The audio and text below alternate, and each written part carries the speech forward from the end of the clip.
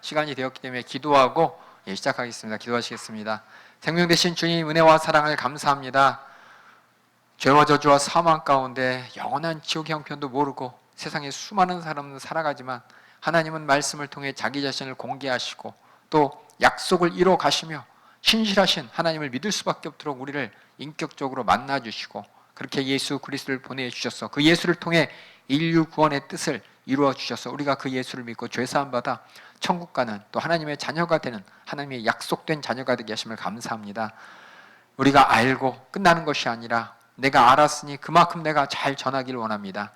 이를 위해 우리에게 주신 성경이 믿는 자들이 보고 나의 믿음을 확인하고 또 내가 설명할 바, 내가 이해할 바가 무엇인지 주님께서 우리에게 말씀으로 주셨습니다.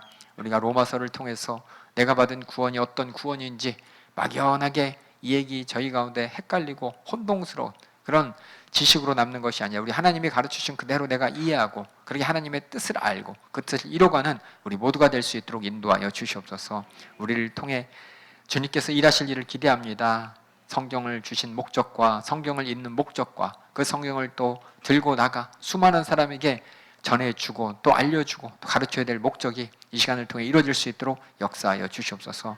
부족한 사람의 생각과 마음과 의견 가운데 주님의 말씀과 주님의 뜻을 잘못 전하지 않도록 주님이 지켜주시고 또 깨닫게 하여 주시고 듣는 우리 모두가 같은 심정 같은 마음으로 주님과 마음을 같이 하는 복된 시간 되도록 역사하여 주시옵소서. 모든 영광과 감사를 주님께 올려드리옵고 마지막까지 주님께서 이 시간을 통해서 우리 하나님을 더 잘 만날 수 있도록 알 수 있도록 깨달을 수 있도록 또 우리 하나님을 우리 복음을 우리 예수님을 더 잘 전할 수 있도록 우리를 만들어 줄 줄 믿사옵고 예수님의 이름으로 기도합나이다. 아멘. 저하고 여기서 혹시 저랑 마가복음 같이 안 하신 분 혹시 있으신가요? 혹시 있으면 잠깐 손 들어 주실래요? 내려주세요. 저랑 같이는 안 했어도 인터넷 듣고 오셔야 되는데 왜냐하면 다시 말씀드립니다. 성경은 믿는 자들을 위해 쓰여졌습니다. 다시 말해서 복음에 대해서 아는 자들에 관해서 자들이 하나님 뜻을 더 잘 분별하기 위해서 쓰여진 것입니다. 그래서 우리가 설교 말씀을 통해서 복음을 듣고 예수 그리스도를 믿게 되었을 때 예수 그리스도를 우리가 무엇을 믿는지 또 어떻게 믿어야 되는지를 자세히 설명한 것이 복음서예요. 그래서 마가복음서를 통해서 같이 하신 분들은 과연 복음이 무엇인지 예수 믿는 사람은 똑같이 설명할 수 있어야 돼요. 누구는 이렇게 설명하고 누구는 이렇게 설명하고 누구는 이렇게 물론 여러 가지 설명이 있지만 핵심은 같아야 되는데 그 핵심이 무엇인지를 확인하는 시간이 마가복음을 통해서 복음을 이해하는 시간이었고 그렇게 복음이 무엇인지 그래서 예수 그리스도를 통해서 내가 받은 은혜가 무엇인지를 똑같이 말하고 공통적으로 말할 수 있는 이게 예수 믿는 사람들이 이제 구원에 대해서 똑같이 말하게. 왜 구원의 전제는 복음을 듣고 믿어야 됩니다. 그래서 내가 들은 복음, 내가 믿은 복음, 내가 전할 복음이 성경 말씀 그대로 이렇게 세팅이 된 사람들이 이제 구원에 대해서 설명해야 되는데 복음이 제대로 세팅되지 않으면은 다시 말해서 복음에 대한 올바른 이해가 없고 확인이 없다면은 나의 구원도 벌써 왜곡되게 되겠죠. 그래서 가급적이면 제가 광고했지만은 복음서를 꼭 듣고 오세요라고 했어요. 제가 마가복음서를 하는 이유는 다른 이유 없습니다. 짧아서 했습니다. 짧고 가장 똑같은 네 가지 복음서 중에서 복음서 하나만 읽으면은 진짜 그것만 잘 이해하면은 예수님 하나님께서 우리에게 주신 복음이 무엇인지를 정확하게 내가 설명할 수 있기 때문에 마가복음을 읽고 마태복음을 읽으면 똑같이 더 많이 더 확신을 가질 수 있기 때문에 복음서를 하고 이제 로마서 읽자고 이렇게 얘기했습니다. 그래서 가급적이면은 여기 계신 분들도 혹시 안 들은 분이 있다면 꼭 복음서를 듣고 이거 다시 나중에 동영상 올라가면은 지금 듣고 있지만은 또 지금 같이 성경학교에 참여해서 보고 듣고 또 그렇구나 깨닫고 있지만은 다시 복음서를 들어서 복음의 의미가 무엇인지를 확실히 알고 예수님께서 이 땅에 왜 사셨고 왜 죽으셨고 도대체 무엇을 어떤 사실을 전하라고 했는지를 정확하게 알고 다시 한 번 더 로마서를 읽고 또 이렇게 다시 동영상을 통해 확인해 주셨으면 감사하겠습니다. 그래서 우리가 지난번에 복음의 이해라는 제목으로 마가복음을 통해서 내가 믿는 복음이 무엇인지 알았다면 성경은 참 하나님이 감사한 게 이런 주제들에 대해서 믿는 자들이 궁금할 걸 다 알고 있었어요. 여러분들도 아마 아실 거예요. 여기 영혼 관리하시는 분들 교교장님도 계시고 또 영혼 관리하시는 분들도 있지만은 항상 똑같은 질문을 물어봐요. 구원받은 게 뭐냐? 구원받아서 내가 어떻게 되냐? 나 구원 잃어버린 것 같다. 진짜 내가 구원받은 거 맞냐? 라는 것이 똑같이 초대교회에도 예수 그리스도의 복음을 믿었지만 그 복음에 대해서 확실하게 알지만은 구원을 받았는데도 불구하고 받지 않은 사람처럼 또 구원에 대한 이해가 부족한 사람들을 위해서 이렇게 하나님께서 성경을 통해서 이렇게 들려주셨기 때문에 많은 분들이 아마 영어 관리하신 분들은 아마 똑같은 질문을 받으실 거예요. 그에 대한 질문이 성경에 있다는 것을 다시 확인해 가면서 구원에 대한 이해를 함께 하겠습니다. 그래서 구원의 이해의 큰 주제가 뭐냐면 제가 구원의 원리라는 말을 썼어요. 제가 원리라는 말. 이게 무슨 말을 쓸까라고 하다가 구원의 방법 여러 가지 있지만 우리가 이제 로마서의 가장 대표적인 구절이 오직 의인은 믿음으로 말미암아 살리라라는 구절이 있습니다. 바울이 선언하는 그래서 복음을 믿음으로 우리가 구원을 받는다라는 구원이 어떤 행함이나 다른 조건이 필요한 것이 아니라 하나님 우리에게 믿음만을 요구하시고 그 요구가 사실은 우리가 힘들게 하는 것이 아니라 하나님께서 모든 걸 보여주시고 깨닫게 하셨기 때문에 그냥 인정만 하면 되는 모든 것이 하나님의 은혜라는 뜻이기 때문에 구원의 원리에 대해서 한번 어떻게 구원이 이루어지는가 많은 사람이 틀려요. 모든 종교. 신천지 같은 경우에는 어떤 수강 과정을 지키고 특별한 어떤 과정을 지키고 여러 가지 어떤 코스를 지나서 그 신천지 멤버가 딱 돼야 구원을 받는다라고도 하고 또 여러 교단이나 또 여러 사람들이 구원받으려면 침례교 같은 게 침례받아야 돼 이런 말도 하죠. 장로교 같은 경우에도 유아살례 받고 또 신앙 고백하고 또 여러 가지 이제 교단마다 구원에 대한 여러 가지 조건이 있는데 성경에서는 잘 이해해 보면은 그것은 구원을 확인하는 과정일 뿐이지 구원의 조건이 아닙니다. 그래서 구원의 조건에 대해서 우리가 다시 한번 살펴볼 것이고 그다음에 로마서의 이제 가장 큰 부분이 하나는 구원의 원리에 대한 설명과 또 하나는 구원받은 자가 어떻게 살아야 되느냐라는 설명을 합니다. 여러분이 성경을 읽으시다면 서신서들이 다 맨 처음에는 하나님께서 우리에게 주신 은혜에 대해 설명하고 그래서 은혜 받은 자는 이렇게 살아야 돼 라면서 삶에 대해서 설명하는 게 서신서라는 걸 여러분이 보시게 될 거고 큰 두 개의 구조로 있는데 로마서도 마찬가지로 구원의 원리라는 우리가 이해할 부분 그리고 그 뒤에 그래서 우리가 어떻게 살아야 되느냐에 대한 이야기가 있으니까 우리 한번 확인해 보도록 하겠습니다. 이거 정리입니다. 정리. 그냥 성경을 제가 그냥 정리한 건데 어떤 분들은 그냥 윤대건 지음 그렇게 하라는데 제가 지은 게 아니고 여러분이 담임 목사님 통해서 들은 말씀들 제가 성경 중심으로 이렇게 정리한 거니까는 여러분이 아마 생소하지는 않을 거예요. 근데 그게 이제 잘 조합이 안 돼 있는데 이번 시간을 통해서 여러분이 잘 조합하시고 또 그렇게 영혼 관리하는 일에 크게 사용해 주시면 감사하겠습니다. 그래서 이제 질문이 아까 전에 이 뒤에 여기 보면 구원의 원리와 구원받은 자의 삶이죠. 그래서 질문이 크게 두 개에 대해만 찾는 겁니다. 어떻게 구원을 받는가라는 거하고 또 하나는 구원받은 사람은 어떻게 살아야 하는가라는 질문. 우리가 이것을 항상 궁금해 하잖아요. 구원받은 삶, 예수의 생이 재현하고 근데 뭐예요? 세부적으로 우리 삶 가운데 들어가면은 해야 되냐, 하라지 말아야 되냐 여러 가지 이야기가 있고 그거를 원리를 얘기하는 게 아니라 여기는 원리도 얘기하지만 원리보다는 어떻게 자세한 실질적인 내용을 위주로 하기 때문에 우리가 잘 보셔야 돼요. 어떻게 구원을 받은 사람 살아야 되는가에 대한 원리와 또 실천 사항을 헷갈리면 안 됩니다.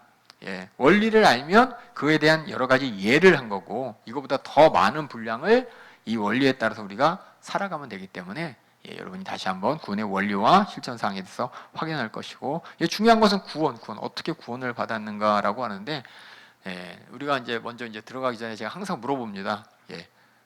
잠깐만 칠판 가볼까? 칠판. 칠판. 구원 있잖아요. 구원. 우리가 항상 써요. 구원.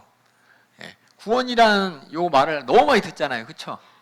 당연한 듯이. 근데 참 신기한 게 구원이라는 단어가 교회 말고 또 쓰이는 단어가 어디 있을까요? 교회 말고 신앙생활 하는데 말고 딴 데서 구원이라는 단어가 뭐 들어본 적 있으세요? 어떤 거? 역시 있어요? 그럼 이런 말은 들어보셨죠? 구조. 그렇죠? 구조하면 뭐 119도 있고 그렇죠? 해양 구조대도 있고 그렇죠? 산악 구조대도 있고 뭐 여러 가지 구조란 말을 많이 씁니다. 그렇죠? 근데 이게 사실상 같은 뜻인데 우리는 이제 구원이라는 단어를 많이 쓰다 보니까 진짜 중요한 걸 잊어버렸는데 뭐냐면 구원이라는 이 구조라는 행동은 어떤 겁니까?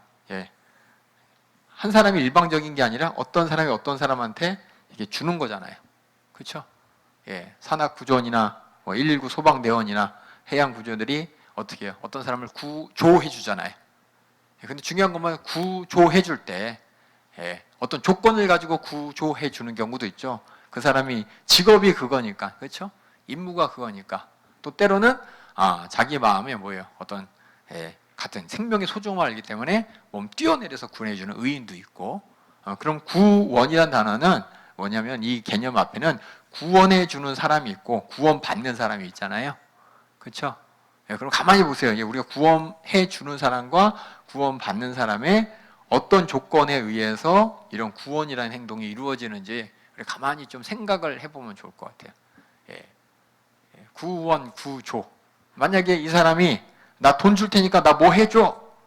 그래서 돈의 대가로 이 사람에게 뭐예요? 보디가드들 있잖아요. 보디가드들. 유명한 사람들. 그렇죠? 그 사람들 막 대통령도 있고 그럼 막 여기서 총 쏘면 막 와서 막 몸으로 날리면서 막 총알 막아주는 그런 사람들. 그리고 대신 총 맞서 죽은 사람들 있다고 치면은 그 사람이 이제 대통령을 구원하고 구조한 것이고 살려주시고 지켰다고 하는데 그런 것들 관계를 보면은 어떤 관계냔 말이에요. 어떤 관계. 그걸 우리가 구조라고 하나요? 대통령이 이렇게 나가는데 누가 이렇게 걔네 암살자가 빵 쏘는데 그 몸을 던져서 대통령을 살려서 그걸 구조라고 하나요? 구원이라고 하나요? 그러니까 잘 생각할 게 그리고 우리가 119에 얼마를 내 가지고 119 그 소방대원이 불 끄는데 앞에서 돈 받으면 불 꺼주겠다고 이런 얘기 안 하잖아요. 그렇죠? 그러니까 구원과 구조에 대해서 우리 개념이 잘 봐야 될 거는 뭐냐면 다급한 사람이 있고 이 사람을 향해서 조건 없이 대가 없이 이렇게 베풀어 주는 걸 구원이고 구조라고 하잖아요. 기본적인 이런 개념을 가지고 우리가 얘기를 해야 되는데 교회에서도 그렇고 우리 자녀들도 그렇고 처음 믿는 사람들도 그렇고 구원에 대해서 얘기하면 그냥 당연히 내가 받아야 누릴 것처럼 이렇게 생각하는 경우가 너무 많아요. 말뜻 그 자체가 뭐냐면 내가 그냥 받아 누리는 게 아니라 다급한 나에게 누가 공짜로 그렇죠? 뭔가 이렇게 베풀어 준 거잖아요. 근데 이 세상에서는 교회에서 특별히 구원이라는 단어를 하도 많이 얘기하니까 또 세상에서도 이제 구조라는 단어를 쓰죠. 그래갖고 뭐 의인이다 뭐다 그래서 세상에서도 그렇죠? 이런 119 해양대원 뭐 이런 사람 아닐지라도 오송 지하철에서 지하도에서 물 막 들어가는데 그 버스 운전인가 화물 운전사가 막 손 안 놓고 내가 살려주겠다고 막 해갖고 그 살려줬다고 막 의인이라고 그러고 생명의 은인이라고 그러고 막 이런 얘기를 할 때 우리가 이제 로마서에서도 구원의 원리도 있고 예수님께서 우리를 구원하셨다 이런 말을 하는데 그 안에 바탕에 들어있는 것은 조건 없이 그렇죠? 조건 없이 그 사람의 다급한 사정을 해결해 주는 게 구원이잖아요. 이게 구조라고 제가 쓴 이유가 이제 이런 개념을 통해서 우리가 하나님과의 관계를 픽스하고 가야 되는데 너무 이 처음 시작부터 어떻게 됐냐면은 예수 믿는 것 자체가 다급한 사정이 살려주세요 해가지고 구원받는 게 아니라 대부분 뭐냐면 다급한지도 모르는 사람한테 하나님이 일방적으로 구원해 준 거잖아요.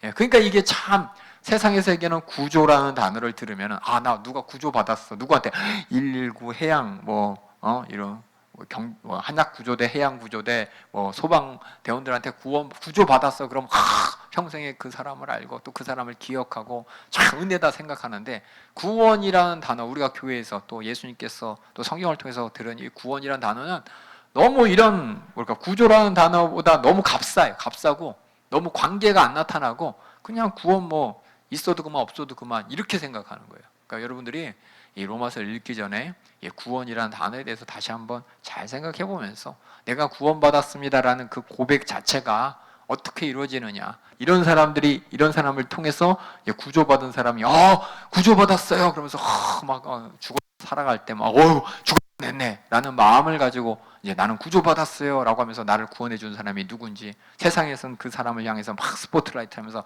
야 의인이다 막 얘기하는데 우리가 생각하는 교회에서 얘기하는 구원에 대해서는 그 정도까지 우리가 확 생각하지 않는다는 게 무엇 때문인가 가만히 생각해 보시고 그런 생각이 없는 사람들한테 이제 구원을 이해시켜 주려면은 전제 조건이 뭐냐면은 내가 얼마나 다급한지를 알려줘야 되는 거죠. 그걸 모르면 아무리 예수 믿고 구원 받으세요, 예수 믿고 천국 가세요라고 해도 듣는 사람이 그거에 대해서 다급함이 없으면 구원이라고 생각을 안 해요. 구원이 아니라 내가 교회 가줬잖아, 내가 월에서 와줬잖아 라면서 구원이 아니라 내가 예수 믿어줬잖아가 돼버리는 거예요. 그래서 우리는 이 구원이라는 단어 제가 다시 말씀드리자면 지금 시작하기 전에 과연 내가 정말 나부터 정말 구원에 대해서 제대로 이해하고 있는가 한번 다시 한번 확인해 보시고, 내가 예수 믿은 것이 정말 구원받은 것인가에 대해서 확실히 다시 한번 생각하고 정리를 하시고 로마서를 읽도록 하겠습니다. 그러니까 여러분들 똑같이 로마서 얘기할 때, 어디 가서 같이 나눌 때 한번 이 부분에 대해서 한번 꼬집고 들어가세요. 예수 믿고 구원받았다는데 당신이 죽을 이런 119 소방대원이라든지 해양구조대라든지 산악구조대 때 죽을 뻔했는데 이렇게 구조됐을 때 하고 당신이 구원받은 거하고 정말 어떤 차이가 있는지, 어떻게 이해하는지 한번 얘기해 보라고, 함께 나누자고 하면서 이렇게 구원에 대한 이해를 시작해 주시면 감사하겠습니다. 다시 로마서로 갈게요. 로마서로.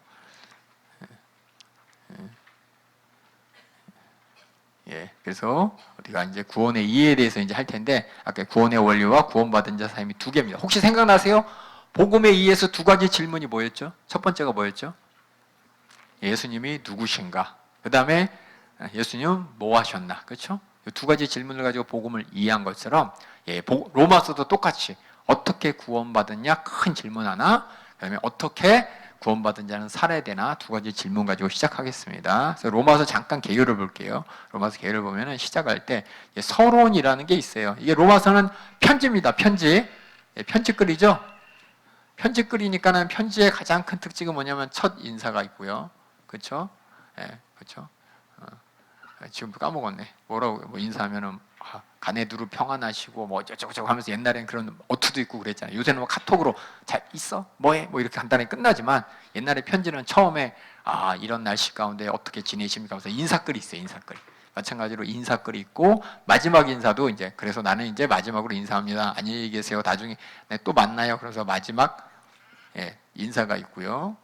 요 안에 이제 큰 제목 두 개가 있는 겁니다. 큰 제목 두 개가 아까 전에 얘기했던 요 첫 번째 구원, 어떻게 구원받았나? 그 다음에 구원받은 자는 어떻게 살아야 되나? 큰 이렇게 구조로 돼 있어서 첫 번째가 이제 제가 이제 교리 편이라고 썼어요. 뭐라고 쓸지 몰라서 제가 단어를 잘 못 찾아서 교리 편이라고 해서 구원의 원리라는 제목으로 이렇게 교리편을 쓰면서 제목이 뭐냐면 맨 처음에 그 어떻게 구원받았냐의 첫 번째가 어떤 상태에서 구원을 받았는가, 그 다음이 어떻게 구원받는가, 세 번째 그래서 구원받은 결과는 무엇인가, 그렇다면 우리가 구원받았다는 구원을 어떻게 더 잘 이해할 수 있는가, 세 번째는 어떻게 이 구원을 지킬 수 있는가라는 이 내용이 아마 여러분들이 영혼 관리하면서 이 질문들 중에 하나가 물어볼 것이고, 그것 때문에 고민하고 이것 때문에 확신이 없어서 흔들리는 사람이 있었을 거예요. 로마서가 이미 그런 것에 대해서 잘 얘기해 줬기 때문에 여러분들이 그래서 이제 다른 용어로 하면은 우리에 대한 진단, 그렇죠? 병원의 의사가 이제 몸이 아파서 가면은 어디가 아픈지 병을 밝혀내잖아요. 그것처럼 우리가 구원받기 위해서 의사로부터 병고침을 받기 위해서 맨 처음 하는 것이 진단이고, 진단 이후는 이제 처방을 해주죠. 수술을 하던 약을 먹던 그 다음에 처방 이후의 상태에 대해서 우리가 쭉 이게 살펴보잖아요. 그렇죠? 살펴보고 그 다음에는 내가 어떻게 그 처방 가운데 처방 이후에 어떻게 살아야 되느냐 있잖아요. 처방에 대해서 상세한 설명이죠. 그래서 뭐 이런 수술을 했습니다. 이런 약을 먹었습니다. 또 이런 과정이 있었습니다. 라는 것이고, 그 마지막에는 그렇다면 내가 다 고침받은 다음에 가만히 있으면 다시 재발하잖아요. 재발하지 않기 위해서 내가 어떻게 해야 되나 라는 것 똑같이 예우라는 말을 써서 구원을 어떻게 지킬 수 있는가라는 것으로 이렇게 로마서를 여러분이 큰 그림을 이렇게 그려보시면서 보셔야 돼요. 그냥 로마서 막연하게 보지 마시고 다시 한번요. 로마서의 큰 구성이 인사, 마지막 인사, 그 다음에 구원을 어떻게 구원을 받는가, 구원받은 자는 어떻게 사는가, 요거 이렇게 큰 덩어리가 있다는 거 머릿속에 구조를 여러분이 잘 알고 이해하셔야 돼. 그 다음에 그래서 어떻게 구원받는가에 대해서는 맨 처음에 의사한테 찾아가면 진단을 받고 진단에 따른 처방을 받고 처방을 받은 다음에 이제 병원에 누워 있는 거죠. 가만히 그냥 있는 게 아니라 잠깐 누워서 이제 회복 단계를 거치는 것처럼 내가 이제 어떤 상태가 되었는지 의사한테 얘기를 듣고, 그렇죠? 그래서 처방 받고 나서 우리가 어떻게 됐고 병을 고치든지 아니면 실패되든지 다시 한번 수술하든지 여러 가지 있는 것처럼 그렇게 하고, 그 다음에 어떻게 내가 처방받았는지 이제 의사가 물론 수술 전에도 설명해 주지만은 그것을 여기 설명을 받고, 그 다음에 퇴원한 다음에 내가 다시 병 재발하지 않기 위해서 어떻게 해야 되느냐, 라는 그 과정하고 똑같이 이렇게 구원에 대해서 얘기를 했고요. 그 다음에 중요한 게 로마서에서 제일 어려운 것 중에 하나가 이 부분이에요. 이 부분. 9에서 9장에서 10장, 11장 세 장이 있어요. 9장, 10장, 11장 이 세 장이 있는데 아까 얘기했듯이 로마서가 크게 인사, 여기 마지막 인사 그리고 두덩이 있는데 이 두덩이 하나가 꼭 껴있어요. 껴있는 게 바로 이 부분이에요. 아까 전에 구원은 어떻게 받았는가 또 구원받은 어떻게 살아야 되는가에 앞서서 여기에 어떤 뭐랄까 꼭 넣어야 될 어떤 부록은 아닌데 추가 설명이라고 해요. 추가 설명. 예수 믿는 사람이 구원받았죠? 하나님께서 우리를 구원하셨죠? 이 구원이 구약에서는 어떻게 나타나 있는지 우리의 구원이 그냥 어느 날 갑자기 후룩 하나님이 하신 것이 아니라 하나님이 이스라엘 백성들을 상대하시면서 그들을 구원한 모습과 우리가 구원받은 모습을 비교해 가면서 뭐냐? 우리가 이렇게 하나님부터 구원받은 게 맞다고. 하나님이 어떤 그러니까 구원의 어떤 하나님의 원리를 어떻게 복습이에요, 복습. 복습인데 뭘로 통해서 구약의 예를 통해서 이렇게 복습을 한번 하는 게 요 가운데 9장, 10장, 11장. 그래서 구속의 역사에서 이스라엘에 관해서 얘기합니다. 그 다음에 아까 얘기했듯이 실천편에서 구원받은 사람이 어떻게 살아야 하는가라는 제목으로 12장, 13장, 14장 그리고 15장 첫머리까지 돼 있고 마무리가 이제 15장 끝에서 6까지 해서 무난합니다. 무난받습니다. 그리고 나 이렇게 하려고 해요. 그래서 여러 가지 어떤 자기 개인적인 사정의 얘기가 바울의 얘기가 뒤에 이어진다는 것을 보시면서 여러분 로마서 함께 보면 좋겠습니다. 그 중에서 뒤에 보면은 요거 이렇게 두 개 이제 여러분 책 보면은 제가 여러 가지 맨 끝에 보면은 책이 얇아서도 가 아니라 여러분이 꼭 한 번 더 생각해 보셨으면 해서 부록을 두 개를 넣습니다. 그래서 부록이 뭐냐면 첫 번째 부록은 로마서에 보면은 계속해서 뭘 물어봐요. 읽다 보면 여러분들이 그래서 질문이 많아요. 질문이.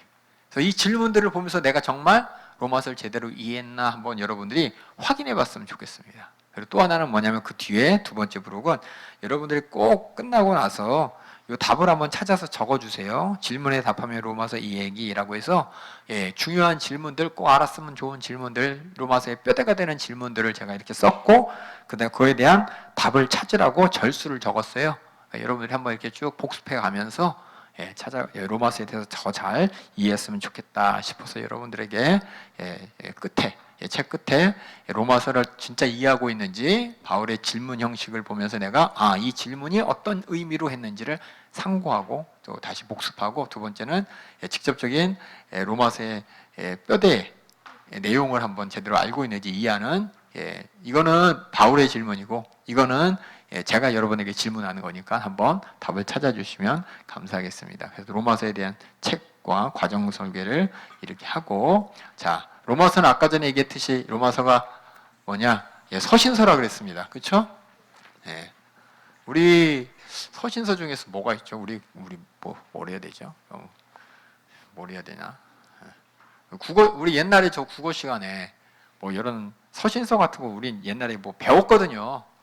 저 때는 역사적으로 뭐 중종이 누구한테 쓴 서신서 해갖고 뭐 이게 그 한자로 막 돼 있는 걸 보면서 어느 상황에서 어느 배경에서 어느 내용을 가지고 이게 서신서를 썼다라는 내용을 할 때 여러분 마가복음 할 때도 마찬가지였지만 모든 하나님의 말씀이 어느 날 갑자기 팍 주어진 것이 아니라 하나님 말씀이 전해질 때는 그 당시에 상황이 있습니다. 항상 마가복음 같은 경우에는 초대교인들이 어떤 상황이었냐? 복음을 듣고 다 복음을 얘기하는데 다 말이 틀려요. 조금씩 틀리고 내가 진짜 구원받았는지 복음받았는지 아니 내가 구원받았는지 복음을 믿는지 그 내용에 대해서 정확하게 내가 알고 있는지 모르고 있는지도 헷갈리고 어떤 사람은 다른 거 가지고 막 주장하는 사람도 있고 진짜 핵심이 되는 내용을 알고 고백해야 되는데 핵심이 되는 내용과 상관없이 다른 것만 막 고백하면서 내가 예수 믿는다고 이렇게 오해하는 사람도 있기 때문에 그런 사람들 때문에 마가복음이 쓰여진 거죠.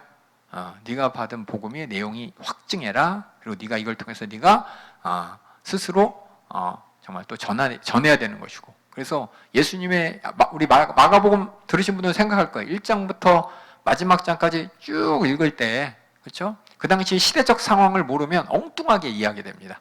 헤롯 땅이 누군지도 알아야 되는 것이고 또 그 당시 예수님이 어느 지방 가이사랴 빌립보 지방 갔을 때 그 지방이 어떤 지방인지도 알아야 되는 것이고 또 그 당시에 유대인과 바리새인들의 상태가 어떤 상태인지도 알아야 되는 것이고, 또 침례 요한이 왜 와야만 했고, 침례 요한이 왜 예수님께서 계속 침례 요한을 예를 들면서 네가 그리스도 맞냐? 그럼 예수님께서 최고의 답이 뭐냐면 침례 요한이 나 소개했잖아. 이게 이제 최고의, 왜 그게 예수님의 답이 되는지, 그걸 가지고 모든 유대인들이 설득당했는지, 그걸 저희가 이제 시대적 배경을 통해서 함께 읽은 것처럼, 로마서도 똑같습니다. 서신서인데 그냥 갑자기 바울이 로마 교회한테 편지 한번 써볼까 해서 쓴 게 아닙니다.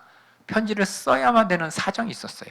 그 사정을 알고 로마서를 읽으면 여러분들이 정말 그냥 이거 모르면 이해 안 될 모든 사정이 있는데, 이거 보면은 바울이 그래서 이 말했구나, 바울이 그래서 이런 예를 들었구나 라고 알 수가 있습니다. 그래서 우리가 로마서 쓸 당시에 시대적 배경을 한번 이해해 보면서 로마서 읽기 전에 이런 어떤 배경 가운데 편지가 쓰여졌는지 한번 확인하도록 하겠습니다.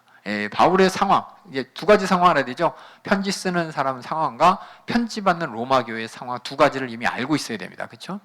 우리가 어떤 얘기를 나눌 때도 말하는 사람 입장, 듣는 사람 입장이 달라버리면 엉뚱하게 서로 딴 얘기 하잖아요. 그렇죠? 말하는 사람의 입장도 알고 듣는 사람의 입장도 알고, 그래야 그 상황이 잘 정리돼서 옆에서 보는 사람이 좀 판단을 할 수가 있는데, 상황을 모르면 그냥 뭔 얘기하는지 몰라서 그냥 휴머라서 이 사람이 맞는가 보다 얘기했더니 알고 봤더니 이 사람이 맞은 경우가 많고, 잘못 편드는 부분이 있기 때문에 로마서를 쓸 당시에 저자인 바울의 상황, 그다음에 로마 교회의 상황, 이 두 가지를 함께 살펴보도록 하겠습니다. 바울은 어떤 상황이었냐? 바울이 지금 선교여행을 몇 번 했죠? 3번 하죠. 사도행전에. 그러니까 사도행전에 써 있는 그 당시에요. 바울이 사도행전 20장이 배경입니다. 그래서 이 당시가 바울이 세운 이방인 교회에 이제 모금을 했습니다. 왜냐하면 예루살렘이 기근 때문에 예루살렘 교회 자체가 참 곤란을 겪고 있었어요. 궁핍하고 힘들고, 그러니까 예루살렘에서 예수 믿는 사람들이 예수 믿는 것 때문에도 사람들한테 홀대당하고 또 여러 가지 사회적으로 불이익을 당하는데, 그런 가난과 그런 괴로움 때문에 고통당한다는 사실을 알고 예루살렘 외에 다른 지방의 교회들이 예루살렘 교회가 어렵다는 얘기를 알고 이렇게 돈을 모았어요. 돈을 모아서 바울을 통해서 전해주면서 그들을 구제하기 위해서 이제 바울이 가야 될 때입니다. 그래서 바울이 자신이 세운 이방인 교회에서 모금한 이 헌금을 예루살렘에 전달하기 위해서, 전달하기 전 고린도가 이제 그리스죠. 그리스도에서 3개월 동안 체류하고 있을 때 로마에 대한 소식을 듣고 로마에 대해 써야겠다고 쓰기 시작한 게 바로 로마서입니다. 그러니까 바울은 로마 간 적이 없어요. 일단 그거 아셔야 돼요. 로마 교회는 바울이 세운 교회가 아니라 다른 사도들에 의해서, 또는 오순절 다락방에서 이제 베드로가 나와서 외쳤잖아요. 그렇죠? 외쳤을 때 17개국의 수많은 사람들이 와서 들었고, 거기서 베드로의 복음을 듣고 가서 전한 사람도 있을 것이고, 그러니까 바울이 전하진 않은 거예요. 누군가 예수 믿는 사람들이 또 사도들일 수 있고, 누군가 전해진 건 정확하게 나타나진 않지만은 먼저 예수 믿는 사람들이 가서 전한 거예요. 바울만 이렇게 가서 복음 전도한 게 아니라 사도들도 그렇고 사도 외에도 다른 예수 믿는 사람이 가서 복음을 전했습니다. 이거 잘 이해하시면서, 로마도 그렇게 바울 말고 누군지 모르지만 예수 그리스도의 복음을 전해 들었어. 로마에 교회가 세워지고 그 교회가 세워졌다는 것을 알아야 돼요. 그리고 바울이 이렇게 사도행전에 있을 때 이미 사역하고 있을 때 로마의 교회가 있었습니다. 그래서 고린도교에서 3개월 동안 체류 중에, 이제 그때가 언제냐면 주약 57년경이면 예수님 돌아가시고 나서 거의 한 25년 지났죠? 25년 횟수면 되게 길죠, 그렇죠? 근데 로마 교회 복음이 들어갔고, 4차례 선교여행을 마치고 나서 아까 얘기했듯이 예루살렘에 이 헌금을 전달하고, 바울의 마음은 뭐냐? 그 다음 선교지가 어디냐? 저쪽 유럽의 저 끄트머리 스페인에 가고 싶었어요. 스페인으로 복음을 전하기 위해서, 그럼 예루살렘에서 다시 그쪽으로 가려면 중간에 로마를 들려야 돼요. 그러니까 로마를 스페인 선교를 계획하면서 그 전에 로마 교회 방문할 언급을 합니다. 언급을 하면서 이제 편지를 쓰기 시작합니다. 그 당시 이제 로마 교회 상황, 이게 중요해요. 로마 교회 상황이 뭐냐면, 로마 교회 맨 처음에 예수 믿는 사람들은 유대인이었습니다. 왜냐면 회당에서 복음을 전했거든요. 우리가 보면은 바울이 이방인들을 위해서 복음을 전하는 하나님의 사도로 부름받았다라고 하지만 바울도 맨 처음 간 곳은 이방인 지역에 있는 회당이에요. 회당. 회당이 뭔지 아시죠? 회당은 회당. 이 회당은 이제 이스라엘 백성들이 바벨론 포로 끌려갔을 때 끌려간 이스라엘 백성들이 자기 자신들의 정체성을 후손들에게 자식들에게 가르쳐주기 위해서 우리나라로 치면 서당처럼 유대인의 어떤 공동체의 모습처럼 공동체를 만들어서 그 가운데 가르치는 거예요. 그래서 일부는 예루살렘으로 돌아오고 남은 유대인들은 회당을 짓고 그곳에서 자신들의 정체성을 가지고 하나님 말씀을 자기 자녀들에게 가르치는 곳이 바로 회당입니다. 이 회당에서 유대인들이 이제 하나님을 섬기는데 구약의 말씀을 가지고 섬기는데 그 회당이 이방인 지역에 있었잖아요. 이방인들이 가만히 보니까 유대인들의 하나님이 진짜 하나님이야.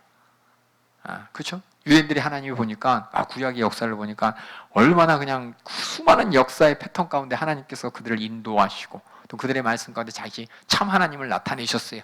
그걸 보면서 이방인들도 유대교로 개종을 합니다. 그래서 많은 이방인들이 또 유대인으로 개종을 해가지고 이 회당 안에 이제 이방인, 유대교로 개종한 이방인들도 있었고 이런 상황에서 이제 복음이 쑥 들어갔죠.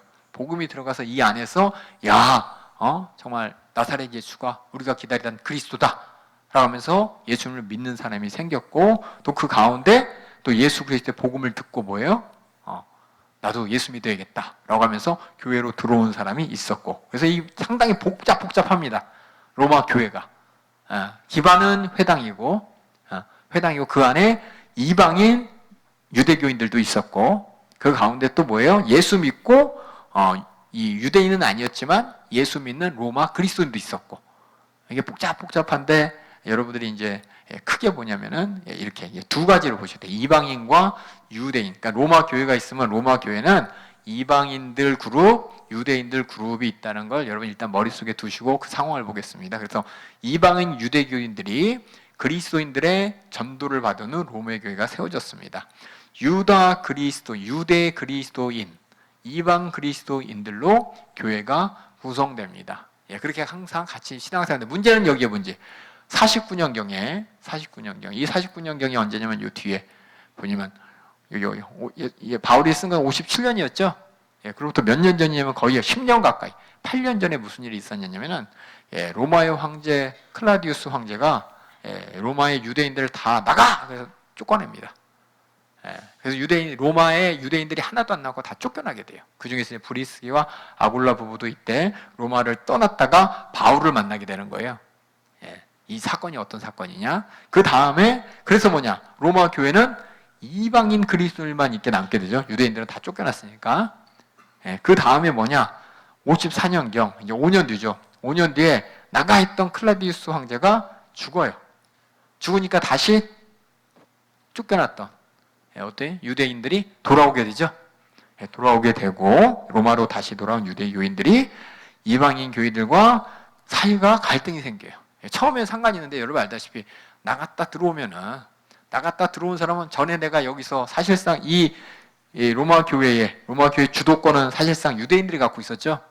회당에서 시작했으니까. 나갔다가 돌아오니까 이 교회에 냈던 이방인들이 이제 주도권을 주장하고 그 안에 이제 인간들은 참 사람들은 그렇죠. 꼭 그 주도권 서로 가지고 이렇게 갈등이 있어요. 그런 갈등이 생기는 것이고 또 그 안에 또 뭐냐?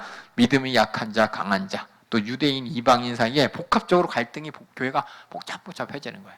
처음에 그냥 유대인하고 이방인들이 교회 안에 같이 신앙생활을 쭉 하고 있으면 문제가 안 생겼을 일이 유대인들이 쫓겨났다 돌아오니까 그렇죠?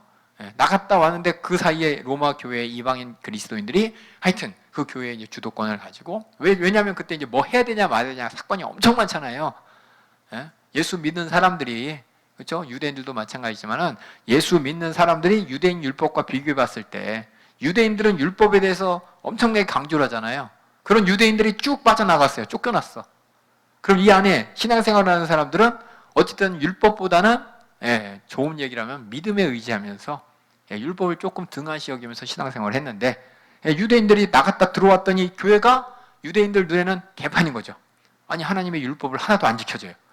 그냥 믿음 생활하고 신앙 생활한다고 기도하고 있지만은 율법을 무시해. 그러니까 얘기하는 거죠. 왜 율법 무시하냐고. 근데 벌써 5년 기간 동안 이 이방인 그리스도인들은 그렇게 신앙생활을 해왔어. 그러니까 막 이렇게 갈등이 생기는 게 바로 로마의 교회다라는 것을 알고 로마서를 읽으면 이해 안 되는 문제들이 이해가 되기 시작합니다. 예. 이해 가시죠? 요거까지만, 그러니까 결국 뭐냐면 요거까지만 잘 보시면 되겠습니다. 그래서 바울의 기록 목적. 그래서 뭐냐?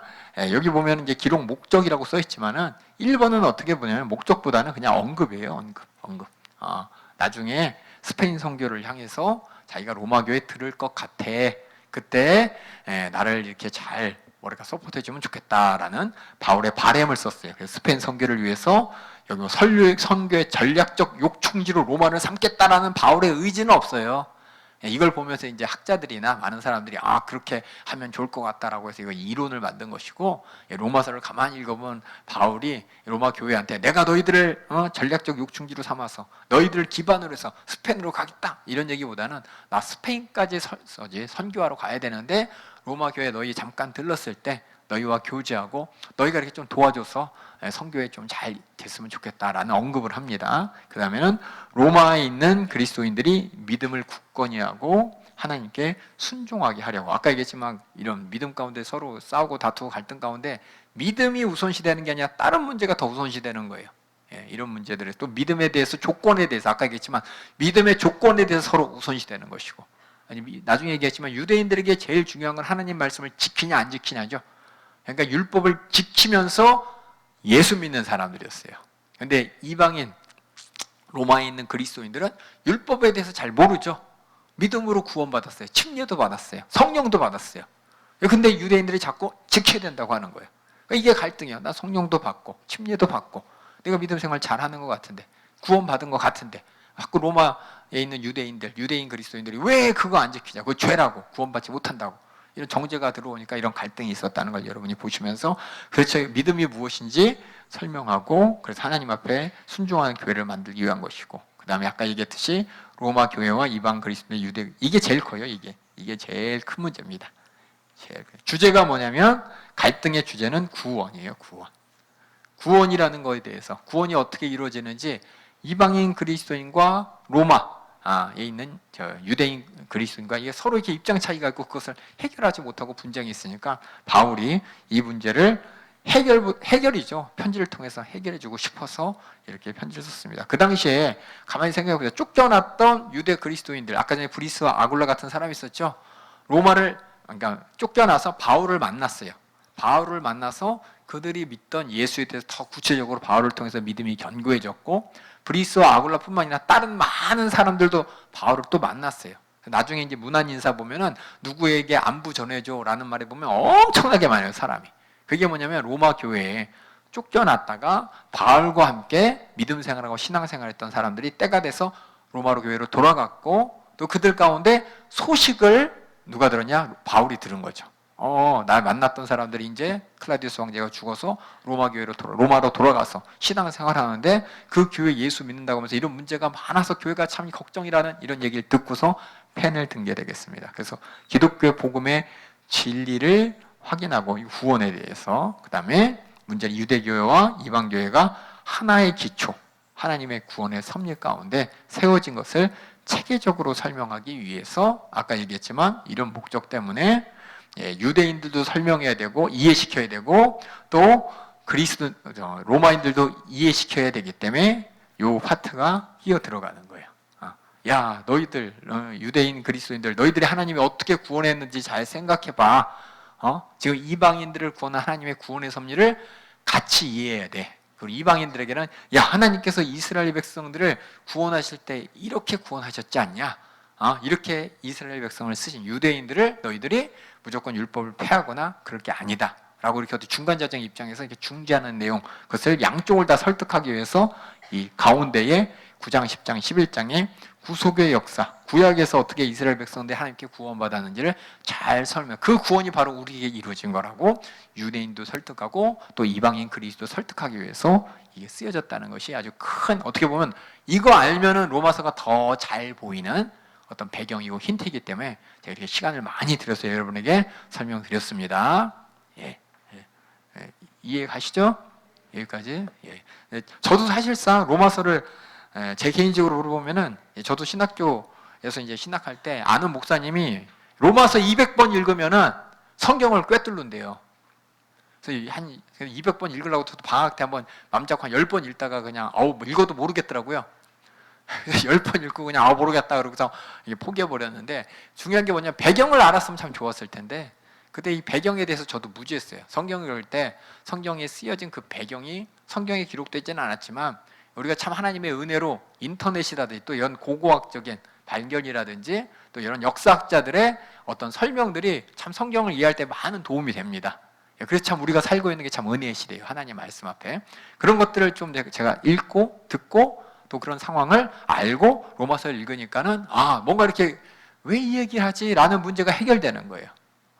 바울이 그런 상황, 이런 문제가 있어서 이런 얘기했구나 라는 것이 이해되는 것처럼 이 배경과 상황에 대해서 여러분이 성경 읽을 때 아마 어떤 성경은 이렇게 조금하게 설명되어 있는 성경책도 있고 아니면 인터넷에 간단히 찾아보면은 정확하다고 할 수 없지만 참고할 만한 내용들이 있습니다. 그런 것들 여러분이 잘 살펴보시면서 성경을 읽으시면 되고, 그렇게 구약도 했고, 구약 우리 연세성경학교도 했고 또 신약도 그렇게 할 거니까는 또 여러분이 오셔서 그런 배경 들으시면서 성경을 또 더 잘 이해할 수 있도록 가을 학기에도 또 많이 들어주시기 바라겠습니다. 그 다음에 이제 로마서의 중요성 한번 보겠습니다. 로마서 중요성. 그래서 아까 얘기했듯이 많은 사람들이 그래요. 이 서신을 이해하는 사람에게 성경 전체를 이해하는 문이 열린다. 얼마나 흥분되는 말이에요. 그러니까 많은 사람들이 로마서, 그러니까 제대로 읽은 사람들은 로마서를 보면서 구약의 구원의 역사가 이렇게 이루어져서 이방인들에게 갔구나라는 걸, 하나님은 이런 구원의 역사를 모든 인류를 향해서 기본 틀을 이스라엘 백성에게도 이방인들에게도 누구에게도 다 제시하는구나 라는 것을 알 수 있는 가장 중요한 그 문이 이해가 열리는 책이고, 그래서 모든 가치 있는 통찰력이 로마서에 있다. 저기 뺏긴 거예요. 제가 죄송합니다. 정리라고 했어요. 그래서 제가 지은 게 아니고 여러 가지 책 중에서 로마서 설명하는 책 중에서 이게 좋은 것들 제가 뺏겨가지고 이렇게 적었어요. 그래서 통찰력이 로마서에 있다. 그래서 로마서를 보게 되면 이제 구약의 하나님, 또 우리를 구원한 예수 그리스도를 통해서 우리를 구원한 하나님이 다른 하나님이 아니라 그 섭리가 이어지는구나. 이 통찰력이 없기 때문에 유대인들은 예수 그리스도를 믿는 믿음으로 구원받는 것에 대해서 회의적이죠. 그들은 뭐냐? 하나님이 모세를 통해 율법을 주셨고 율법을 잘 지켜야 하나님의 백성이 되는 것이고, 율법에 얘기한 대로 또 구약에 얘기한 대로 메시아를 통해서 우리에게 아브라함에게 주었던 약속, 이 땅의 약속, 나라의 약속, 다윗에게 줬던 약속 분명히 이루어질 거라고, 그 구원을 이 땅에, 그렇죠? 이 땅에 육신적인 구원에 국한시켰고 그들은 아직도 지금도 성경을 이해하고 있는데 그것이 예수님을 통해서 확실하게 알 수 있는 이 통찰력으로 우리가 알 수 있는 거죠. 그런 구원이 로마서를 통해 설명되고 있고, 그래서 여기 있듯이 그래서 성경 전체를 이해할 수 있는 관문이 있어요. 왜냐하면 수많은 구약의 구절들이 인용됩니다. 구원을 설명하기 위해서 하나님의 구원이 지금 로마 교회에게 우리에게 어떻게 이루어졌는지, 그 구원이 구약의 하나님의 말씀과 별반 다름없다. 바로 그 하나님이 계획하시고 이루신 구원이다라는 것을 확증하기 위해서 많은 구절들이 인용됩니다. 왜 인용되냐? 유대인들 설득해야 되고, 그렇죠? 또 이방인 그리스도인들도 설득해야 되기 때문에 이렇게 인용이 됩니다. 그 다음에 그리스도 안에서 하나님과 개인적인 교제를 가능하게 됩니다. 로마서를 읽으면 많은 사람들이 되게 딱딱하다 그래요. 근데 실상은 뭐냐? 상당히 인격적인 책입니다. 인격적이고 그 안에 이론으로 설명되는 것이 아니라 인간의 감정이 있죠. 감정적인 접근도 많이 해요. 하나님께서 우리를 구원하신 그 은혜에 대해서 가장 많이 설명하는 게 바로 로마서입니다. 그래서 이렇게 은혜를 아는 사람들의 교제를 가능하게 하는 것이고, 그 다음에 신약 성경에서 그래서 뭐냐, 구원의 체제라는 말이 있지만 전 앞에서는 구원의 원리라 그랬죠. 구원에 대한 이해가 잘 설명되어 있고, 또 이를 가지고 어떻게 구원받았냐, 구원받은 우리가 어떻게 살아야 되는지 로마 교회의 문제를 다루는, 여기 보면 비본질적 문제에 대해 답할 수 있도록, 이게 뭐냐면 비본질적인 문제라는 건 다른 말해서 실리예요. 실제 적용. 우리가 예를 들어서 매일 하잖아요. 주일날 물건 사야 되냐 말아야 되냐, 그렇죠? 이거는 이제 사실상 비본질적인 그 안에 본질이 있지만 비본질적인 문제죠. 예를 들어 주일날 돈 쓰냐 안 쓰냐, 돈 써야 되냐 말아야 되냐, 버스 탈 때 안 써요? 쓰잖아요, 그렇죠? 톨게이트 지날 때 쓰잖아요. 그러니까는 이런 비본질적인 문제에 관해서 우리가 어떻게 해야 되는지 각 사정에 따라서 이렇게 설명하는 게 바로 어떻게 살아야 되는지에 대한 설명도 이렇게 얘기를 하고, 그 다음에 그래서 역사서와 서신서를 연결합니다. 그래서 역사서 앞에 사도행전과 그 나머지 바울의 서신서들을 연결해 가면서 이 사도행전은 교회 역사죠. 교회 역사 가운데 어떻게 구원을 이루느냐를 잘 설명한 다음에 각 교회에 대해서 그 구원이 어떻게 적용되는지를 설명하는데 다리 역할을 하는 것이 로마서라 그래서 로마서를 잘 이해하면 뒤에 있는 서신서들을 오히려 더 잘 이해할 수가 있습니다. 왜냐하면 로마서에 표현된 거를 다른 서신서는 조금 다르게 표현했어요. 그래서 어차피 로마서에 있는 말을 다른 교회의 사정에 맞게 다시 설명해 주는 게 바로 다른 서신서이기 때문에 여러분들이 로마서를 잘 이해하면 다른 서신서들도 그냥 어떻게 보면 같이 이해할 수 있는 그런 책이라는 걸 참 감사히 여기면서 이 시간 함께 로마서를 통독하도록 하겠습니다. 통독이에요, 통독. 우리의 목적은 통독입니다. 읽으면서 여러분들이 쑥 읽었던 거를 한번 바울의 마음을 찾고 이것을 읽는 로마 교회의 마음이 어떨지 찾아가면서 여러분들이 함께 시작하도록 하는데, 저번 시간에 그냥 하면 힘들다 그래서 지금 22분인데 8분만 쉬겠습니다. 그냥 막 했더니 힘들대요. 그래서 정신이 없다 그래서 8분 쉬었다가 또 서론 들어가도록 하겠습니다.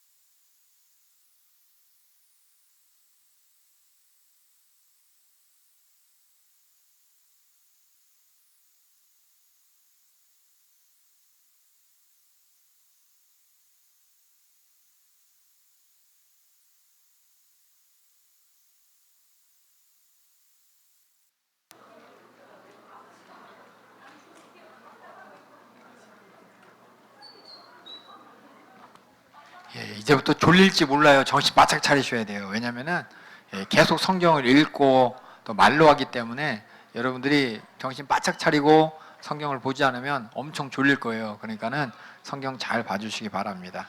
이제부터 통독하면서 한 절 한 절 어떤 뜻이고 어떤 목적인지 하나하나 한번 설명해 보겠습니다. 다 들어오세요. 예, 들어오세요. 제가 목소리가 안 좋아서 대독해 줄 거예요. 대독. 예, 일단 우리 로마서 1장 1절부터 7절까지가 로마 인사말입니다. 인사말. 같이 갑시다. 있냐? 로마서. 아까 제가 로마서 맨 처음에 인사말, 끝에 인사말 있다고 했죠?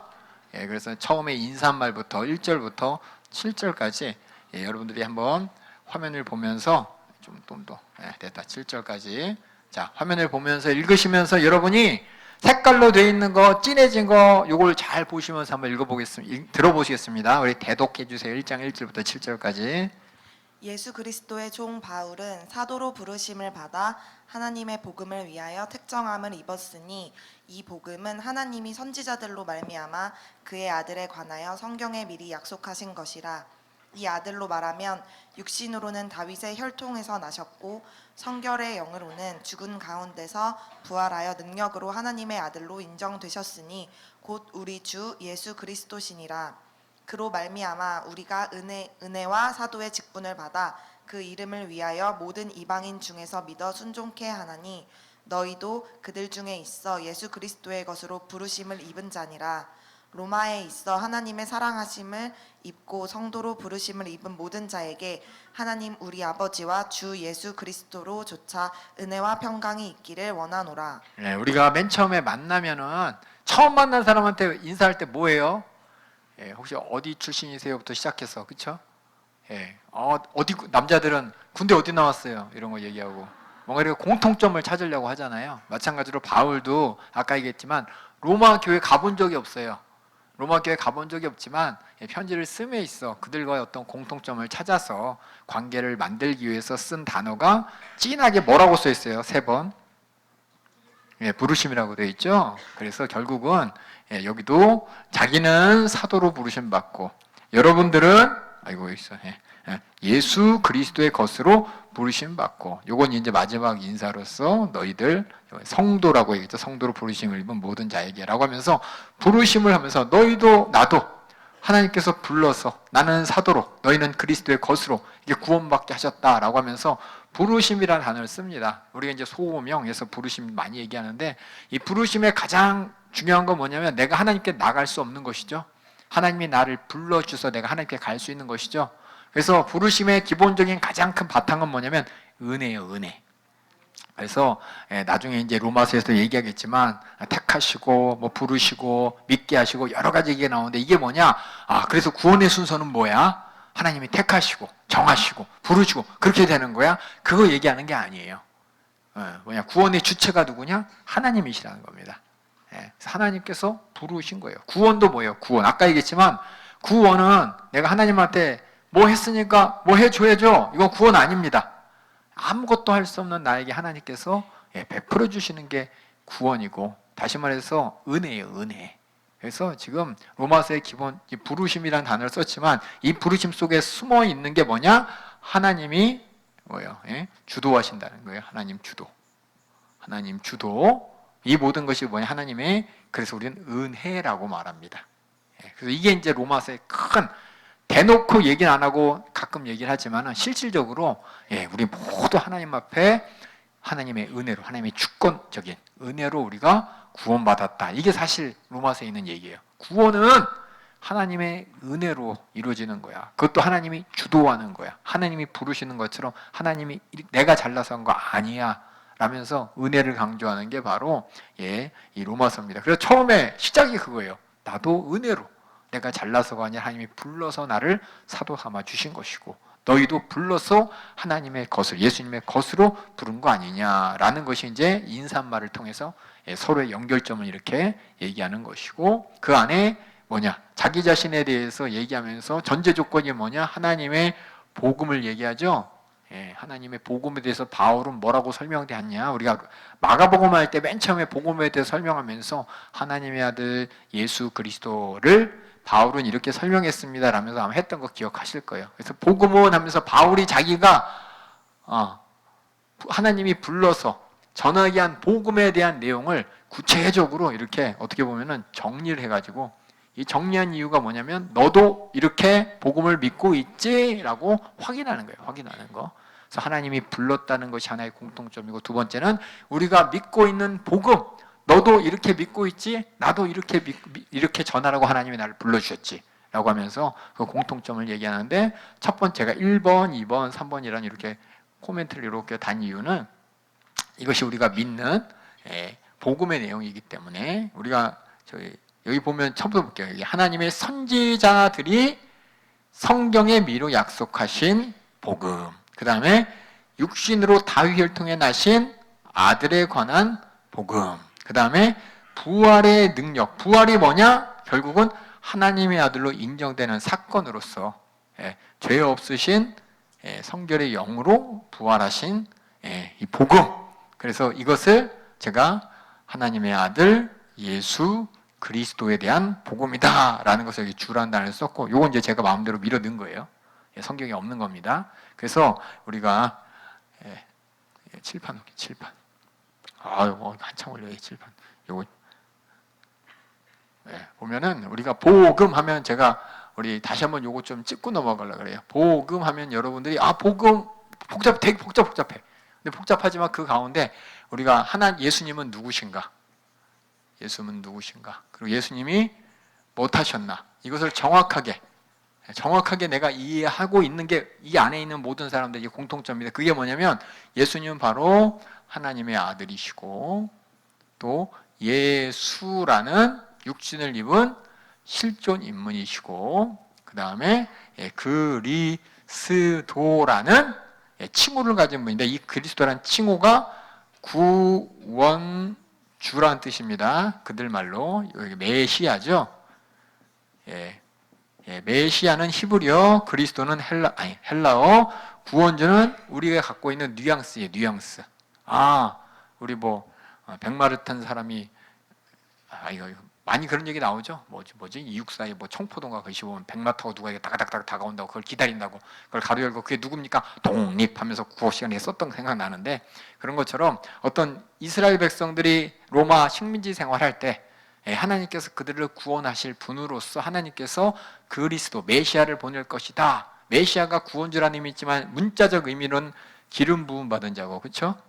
기름 부음 받은 자로서 하나님이 다시 말해서 특별히 쓰시는 자로서 구약의 선지자 같은, 제사장 같은, 왕 같은 분이다라는 것이 이제 그리스도고, 이런 분을 하나님께서 보내기로 약속하셨죠. 아까 전에 우리 로마서에 보면 선지자가 미리 약속했다 그랬죠. 여러분, 그래서 우리 마가복음 할 때 선지자가 미리 약속했던 그 선지자를 쭉 나열했죠. 혹시 기억하세요? 누구 어떤 선지자가 다시 여기 있죠. 선지자가 약속했어요. 생각나는 선지자 있으세요? 이사야 있었고요. 또 다니엘이요? 구름 타고 오시는 분, 맞아요. 다니엘 있고, 또 누가 있을까요? 모세도 얘기했죠? 모세도 얘기했었고, 또 누가 있죠? 시편에 다윗도 얘기했고요. 그렇죠? 다윗도 선지자로서. 그래서 수많은 이사야 선지자를 통해서는 여러 번 얘기했고, 모세를 통해서 나와 같은 선지자 하나님께서 보낼 것이라고 했던 그 분을 직접 써있지 않지만 예수님께서는 생애 가운데 보여주시고, 그 다윗과 같이 어떻게 해요? 다윗의 후손으로서 왕의 그렇죠? 상징을 가지고 나귀 새끼하고 딱딱딱딱 예루살렘에 입성하셨고요. 그렇죠? 자기가 구름 타고 올 거라고, 인자가 구름 타고 온 걸 볼 거라고, 또 예수님께서 마지막 때에 대해서, 그 재림에 대해서 언급하시면서 선지자의 약속대로 어떻게 이 땅에 오시고 공생에 사시고 고난당하시고 죽으시고 부활로서 그리스도임을 나타내셔서 무엇을 하셨냐? 뭘 하셨죠? 예수님이 하신 일의 대표적인 단어 세 글자. 죄사함인데 맞아요. 죄사함 맞아요. 요거를 나타내는 예수님이 언급한 자신이 용어, 단어. 대속물이죠. 그 맞아요. 대속물. 그래서 대속물로서 그렇죠? 이 죄 사함을 이루러 예수님이 오신 것을 이사야 선지자를 통해서 알려주시고, 그렇죠? 육신을 입어서 어떻게 우리 죄를 담당할 제물이 되신 것이고, 또 하나님의 아들로서 죄 없으시기 때문에 부활로서 확증하신 것이고, 이게 제가 지금 이게 써놓은 이게 뭐냐? 이 복음서의 내용이에요.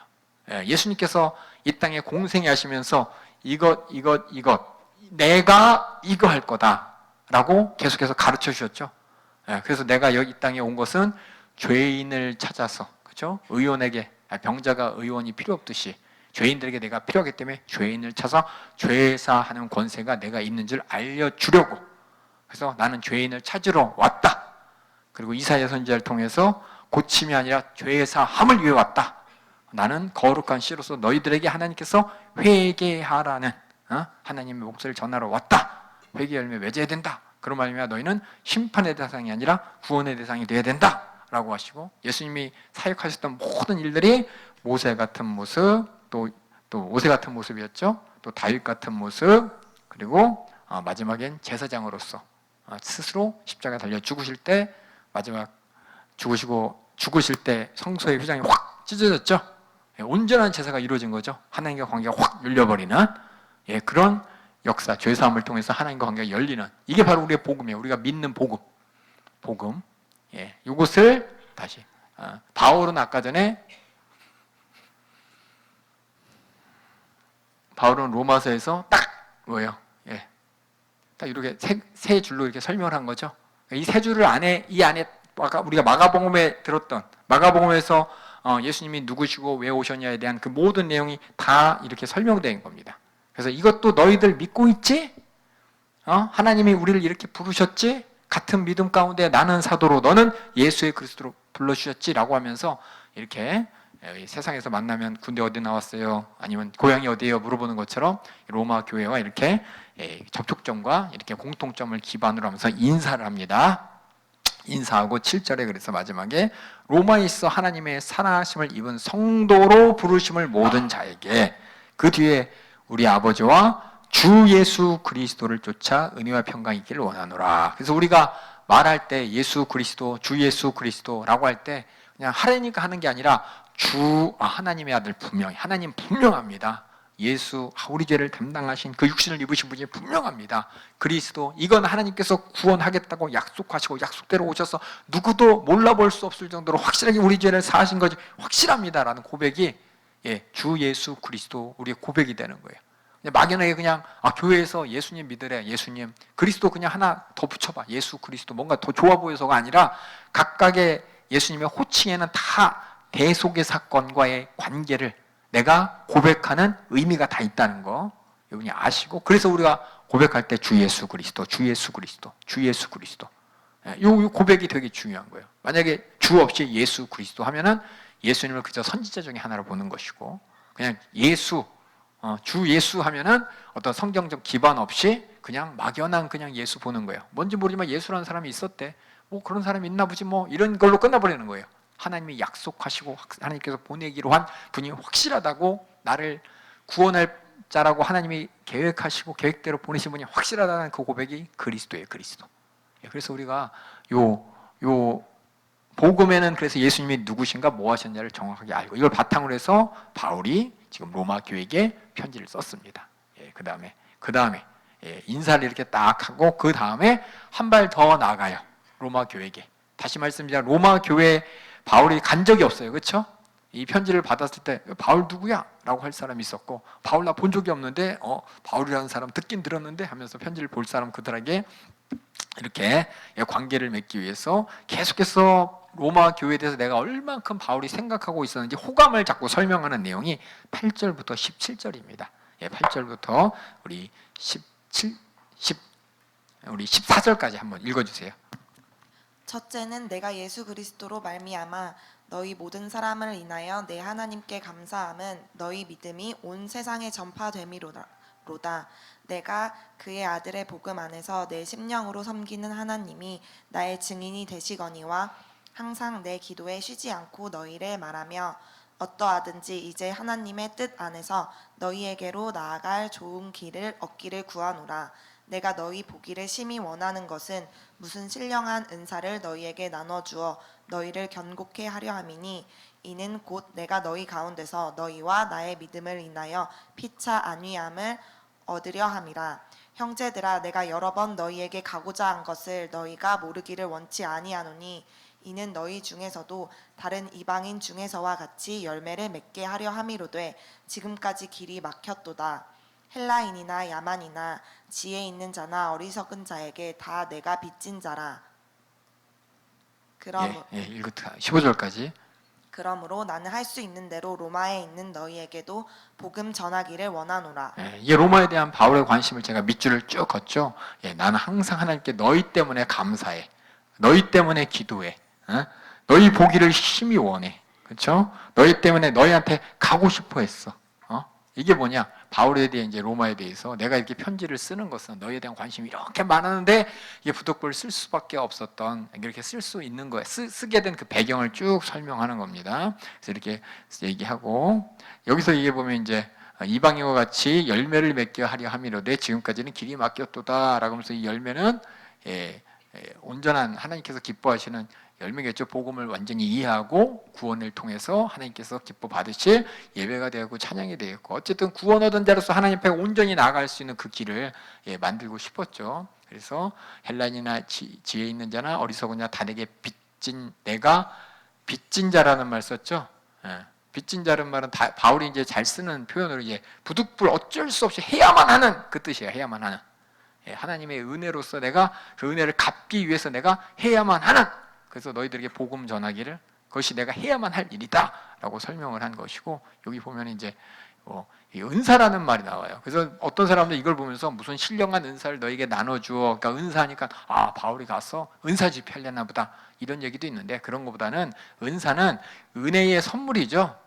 그러니까 하나님께서 우리에게 주신 복음에 대해서, 구원에 대해서 더 잘 설명해서 너희가 그 은혜가 충만하게 해주고자 하는 그런 마음을 얘기합니다. 그래서 바울이 가서 구원에 대해서 더 잘 설명하고 자기가 알고 있는 복음에 대해서 더 잘 설명해서 그들이 하나님의 은혜의 관계 가운데 더 깊이 들어갈 수 있도록 자기 자신이 가서 말씀을 통해서, 그렇죠? 너희의 믿음을 굳건히 여기고 또 나와 같은 믿음으로 인해서 서로 안위함을 얻는 것이 이 은사를 주는 목적인 것이기 때문에 어떤 분들은 그냥 은사만 나오면 그냥 방언 은사, 뭐 은사라는데 은사라는 원래 뜻은 뭐냐면 하나님의 은혜의 선물, 은혜로 나에게 주시는 것이, 은혜로 구원도 나에게 은혜로 주시는 것이고 복음도 나에게 은혜로 주시는 것이고, 그래서 은사를 여러분이 그렇게 이해해달라고. 왜냐하면 이거 가지고 계속 거의 확정하면 이 은사를 그냥 방언 은사, 뭐 지식 연사, 성령 연사로 확정하지 마시고 여러 가지 하나님께서 은혜로서 우리에게 해양하는 모든 것들이라고 알려주시면 되겠습니다. 그 다음에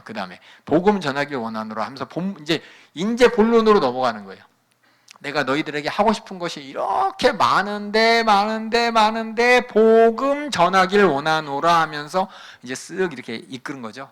너희들 이것도 하고 싶고 저것도 하고 싶은데 너희들에게 정말 해주고 싶은 건 이 복음 전하는 건 원하는데, 이 복음이 뭐냐? 바로 모든 믿는 자에게 구원을 주신 하나님의 능력이 됨이라 라면서, 우리가 복음에 대해서 아까 예수님이 누구신가, 그렇죠? 예수님이 뭐 하셨냐, 이것을 우리가 온전히 알고 그것을 내가 어떻게 인정하는 거, 이것을 믿는 자에게 구원을 주시는 하나님의 능력됨이라. 그래서 믿음의 내용에 대해서, 복음에 대해서 설명했다면 여기까지가 그렇죠? 너희가 아까 얘기했던 대로 주 예수 그리스도, 내가 택정함을 입고 내가 부르심을 받은 이 복음 전도, 내가 전할 이 복음에 대해서 이것을 믿는 자에게 구원을 주시는 하나님의 능력됨이라 라면서, 첫째는 유대인에게요 헬라인이다. 이 얘기 왜 나온지 이제 아시겠죠? 그냥 나온 게 아니라 지금 교회 안에 갈등 가운데 양쪽을 중재하면서 설명해 주려고, 그리고 나옵니다. 이 복음에는 하나님의 의가 나타나서 믿음으로 믿음에 이르게 하나니, 기록된 바 오직 의는 믿음으로 하며 살리라 함과 같으니라. 이 말이 참 어려워요, 한국말이라서. 근데 원래 뜻을 제가 풀어서 얘기하면, 복음에는 하나님을 기쁘시게, 제가 의를 항상 얘기합니다. 뭐냐면 하나님을 기쁘시게 하는 거. 기쁘시게, 하나님 보실 때 기쁜 것, 좋은 것보다도 하나님이 어떻게 감정적으로 기쁜 거예요. 기쁜 거, 하나님이 기쁘게 하는 그 모든 것이 나타났으니 믿음으로 믿음에 이르게 하나니. 이게 뭘까요? 믿음으로 믿음에 이르게 하나니. 그래서 첫 번째 믿음, 두 번째 믿음이 아니라 영어를 가만히 보면 뭐라고 써 있냐면 믿음으로라고 돼 있죠. by faith. 그 다음에 from first to last라 그래서 처음도 믿음, 나중도 믿음이라는 거예요. 이 복음 안에는 하나님을 기쁘시게 하는 방법이 나타나는데 그게 뭐냐? 처음도 믿음, 나중도 믿음. 예, 그래서 이 믿음이라는 것을 통해서 하나님은 기뻐하신다는 거예요. 지금. 예, 우리가 믿는 것이, 근데 그 믿음이 뭔지를 우리가 복음을 인정하는 거죠. 예, 예수 그리스도를 통해서 우리가 하나님께 돌아오는 것을, 복음을 통해서 하나님께 돌아오는 것을 하나님이 기뻐하시는데 그 돌아오는 그 믿음을 하나님은 기뻐하시나니 오직 의인은 믿음으로 말미암아 살리라 함과 같으니라. 근데 이것을 알아요. 왜 이 얘기가 왜 나오는지 알아야 돼. 오직 의인은 믿음으로 말미암아 살리라. 구원 얘기하면서 의인 나왔죠. 예, 의인은 구원받은 자죠. 예, 구원. 그러니까 구원받는 사람은 믿음으로 말미암는 거야라는 말을 다른 말로 오직 의인은 믿음으로 말미암아 살리라라고 되어 있습니다. 그래서 하나님이 의롭다 하는 것은 그 사람이 구원받았다 하는 것이고, 그렇죠? 그 사람이 구원받았다고 인정하기 위해서는 그 사람이 하나님 앞에 믿음으로 나가야 되는 것이죠. 그래서 의인은 이 말은 구원받았다라는 뜻이고, 이 구원이 뭘로 말미암냐? 믿음으로 말미암는다라는데 그 믿음의 내용을 우리가 복음이라는 것을 통해 알았죠. 예, 복음 말고 그러면 하나님께서는 믿음을 인정 안 하시나요? 예, 복음 말고 하나님께서 믿음을 인정. 아브라함은 예수 그리스도를 알았나요? 예수 그리스도가 하나님의 아들이요, 그죠? 주 예수 그리스도고 또 우리의 대속물이 될 것을 몰랐잖아요. 몰라도 하나님께서는 아브라함을 보면서 그를 의롭다고 하셨잖아요. 다시 말해서 그의 믿음을 인정하셨다는 겁니다. 마찬가지로 이 구원은 뭐냐? 믿음이라는, 우리가 복음을 통해서 하나님께 나아갈 수 있는, 하나님을 상대하고 하나님을 이해하고 하나님과 관계가 열려졌잖아요. 그 열려지는 것이 바로 믿음인 것이고, 그럼 내가 하나님을 복음을 통해서 하나님이 어떤 분인지를 아는 거예요. 예수 그리스도가 이 땅에서 대속물로 죽으신 그 사건을 통해서 하나님이 어떤 분인지 내가 인격적으로 제대로 알게 되는 거, 그것을 하나님께서는 기뻐하시고 그 자를 의롭다고 한 거예요. 왜냐하면 하나님과 그때부터 마음이 같아지는 거거든요. 마음이 같아지기 때문에.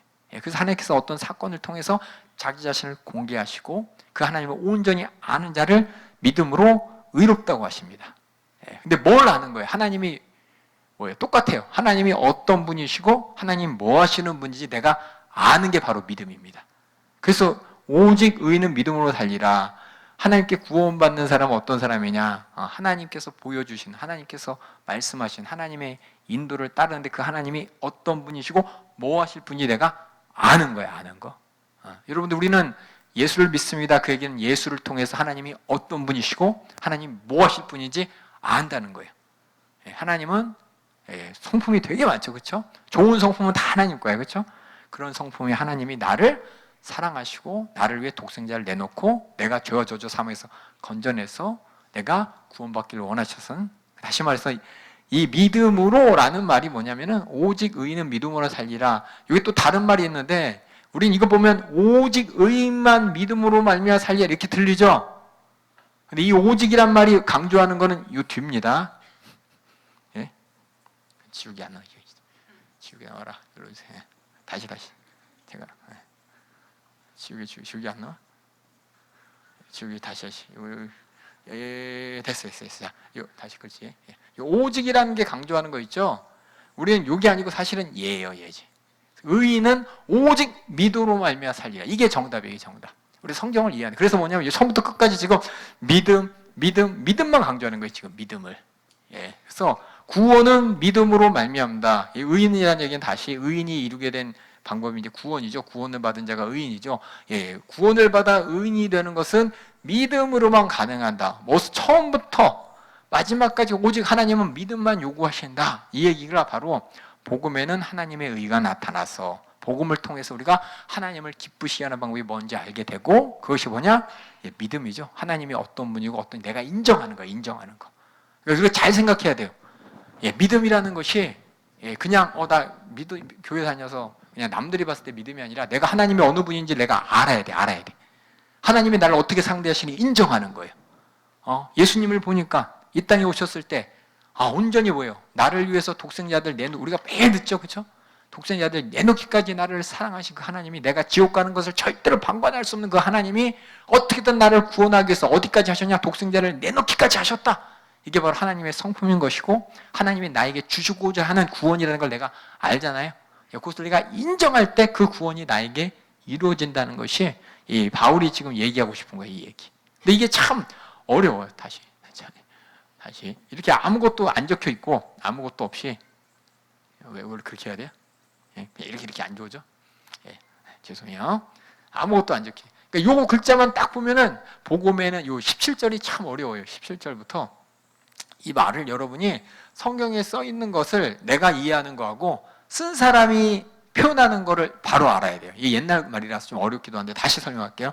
복음에는 어떤 복음, 예수 그리스도가 누구인지, 예수님이 뭐 하셨는지, 그 안에는 하나님이 기쁘시는 게 뭔지를 나타냈어요. 하나님의 의가 나타났어요.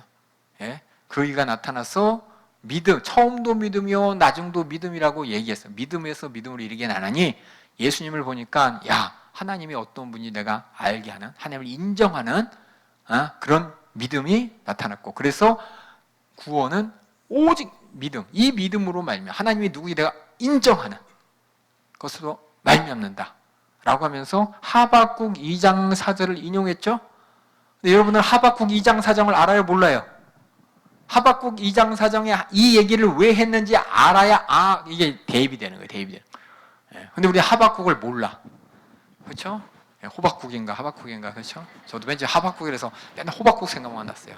왜냐면 우리 외갓집 가면 호박 된장국 그렇게 많이 해줘가지고 호박 된장국 막 이런 생각만 했는데, 하박국을 알아야 이게 알아야. 그래서 우리가 하박국을 잠깐 복습할 거예요. 복습. 혹시 구약하신 분들은 옛날에 저랑 같은 분들은 할 것이고, 처음 보신 분들은 하박국 내용을 짧게 한 10분 동안 그 내용을 쫙 알아보게. 하박국이 되게 짧아요. 4장밖에 안 돼. 4장인가? 우리가 이 노래 알죠? 무화과나 모잎이, 그게 하박국 노래입니다. 이게 뭐냐면 구원의 원리를 깨달았어. 그랬더니 하나님을 찬양할 수밖에 없는 거예요. 그러니까 예수 그리스도를 통해서 우리가 구원받았음을, 하나님이 나를 어떻게 살아야지 알았을 때 우리가 찬양이 터져 나오는 것처럼, 하박국에 하나님을 알아서, 다시 말해서 믿게 되었어. 그 믿음이 뭔지 알게 되었어. 그 믿음을 갖게 되었을 때 이렇게 찬양이 나오는 그 사건이 하박국입니다. 우리 뒤에 볼게요. 그래서 뒤에 제가 로마서 이해를 위한 보충 설명으로서 하박국 2장 4장에 대한 내용을 쭉 같이 보도록 하겠습니다. 여러분이 숙제예요, 숙제. 바쁘지 않아요. 얼마 되지 않아요. 하박국 이거 4장밖에 안 되고 몇 장밖에 안 되기 때문에 여러분들이 집에서 꼭 읽어보시는데, 급하게 읽으면 안 돼요. 급하게. 천천히 읽으셔야 돼요. 왜냐면 우리는 성경을 읽어버리죠. 특별히 선지서 같은 경우에 짧은 거 나오면 흥분돼. 빨리 읽을 수 있으니까. 빨리 읽고 빨리 다음 거 나가다.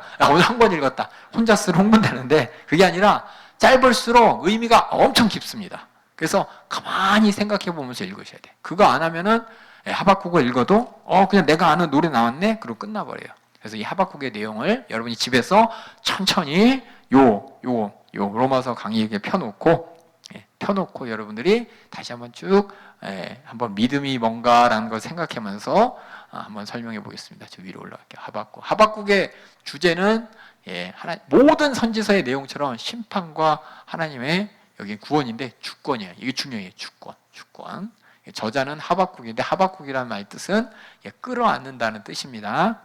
뭔지 모르지만 그 하박국 어머니 아버지가 뭔가 이렇게 포용하고 뭔가 이렇게 안고, 이런 우리 자식이 그랬으면 좋겠다라는 심정으로 썼나 봐요. 그래서 결론 부분을 바라볼 때 찬양을 하는 거 보니까는 이 사람 제사장일 가능성이 높아요. 지금은 뭐 아무나 마이크 잡고 아이돌 하지만, 그렇죠? 예루살렘 시대 옛날에는 제사장들만 하나님께 찬양할 수 있는 거잖아요. 그래서 아마 제사장일 거다라고 얘기를 하고, 역사적 배경이 언제냐? 주전 609년에서 605년으로서 여기 보면은 어느 사람하고 비슷하냐? 예레미야 요거 체크. 예레미야가 언제냐? 남유다가 멸망할 때죠. 남유다가 멸망할 때면 하나님이 바라보실 때 유다가 이쁜 짓 했겠어요? 안 이쁜 짓 했겠어요? 하나님 보실 때 참 거북해. 근데 하박국도 봤을 때 참 하나님하고 똑같은 심정이었습니다. 그래서 예레미야, 스바냐가 동시대에 같이 했던 선지자인데, 이제 바벨론 침공이 임박했습니다. 얼마 남지 않았어요. 그때 요시야 왕이나 여호와김 왕의 통치 시대일 것이다라고 한다. 요시야 왕이 하나님 앞에 이쁜 짓 했어요. 개혁을 했지만 성공을 거두 못한 채 젊어서 죽어요. 젊어서 죽어. 참 이때 그냥 쭉 갔으면 좋았는데 젊어서 죽고 그 뒤에 양이 그냥 불법과 부정이 아주 팽배합니다.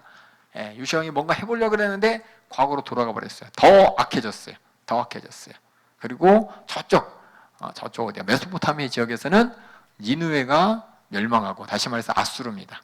아수르가 멸망하고 이 신바벨론이 패권을 장악하면서 이제 이 바벨론의 영향력이 점점점 커지면서 어떻게 남유다까지 지금 다가오고 있습니다. 이런 역사적 상황 가운데 하박국이 의문을 갖게 됩니다. 그래서 다른 선지서들은 하나님께서 선지자를 통해서 이스라엘 백성들에게 얘기해라 이렇게 얘기하는데, 이 하박국은 뭐냐? 하박국이 하나님한테 사람들을 대표해서 물어보는 내용이에요. 그래서 이거 하박국이 그래서 좀 특별합니다. 그래서 이렇게 의문을 갖게 되면서 하나님과 대화하는 내용이 있습니다. 하나님과 대화하는 내용으로 성경에 우리가 잘 알고 있는 욥기서 있죠. 하나님과 대화하면 결론은 하나님의 주권을 인정하는 데 걸로 끝나. 그래서 욥기서나 하박국에는 어떻게 보면 하나님의 주권으로 끝납니다. 그래서 메시지가 뭐냐면 요 구조부터 볼게요. 구조를 보고 나서 할게요. 하박국에 가만히 보니까 유다가 아까 얘기했듯이 불법과, 그렇죠? 여기 있지만 불법과 부정이 팽배합니다. 이 사람들은 잘 먹고 잘 살고 하나님 앞에 정직하게 사는 사람들은 순 고난과 고통과 핍박만 받는 거예요. 그걸 보면서 하나님한테 하박국이 따집니다. 제사장이니까 성전에 있었겠죠? 하나님 말씀을 많이 읽고 하나님을 경외하는 자로서 하나님한테, 하나님 이 유다 보세요. 요시야 왕 때 잠깐 이렇게 개혁해갖고 좋을 뻔했는데 그 뒤에 요시야 왕이 전사합니다. 무깃도라는 곳에서 전사를 한 다음에 이 다음 왕이 그냥 더 악한 범죄를 저지르는데, 이거 하나님 뭔가 특단의 조치가 있어야 되는 거 아닙니까? 하나님 공의의 하나님 아닙니까?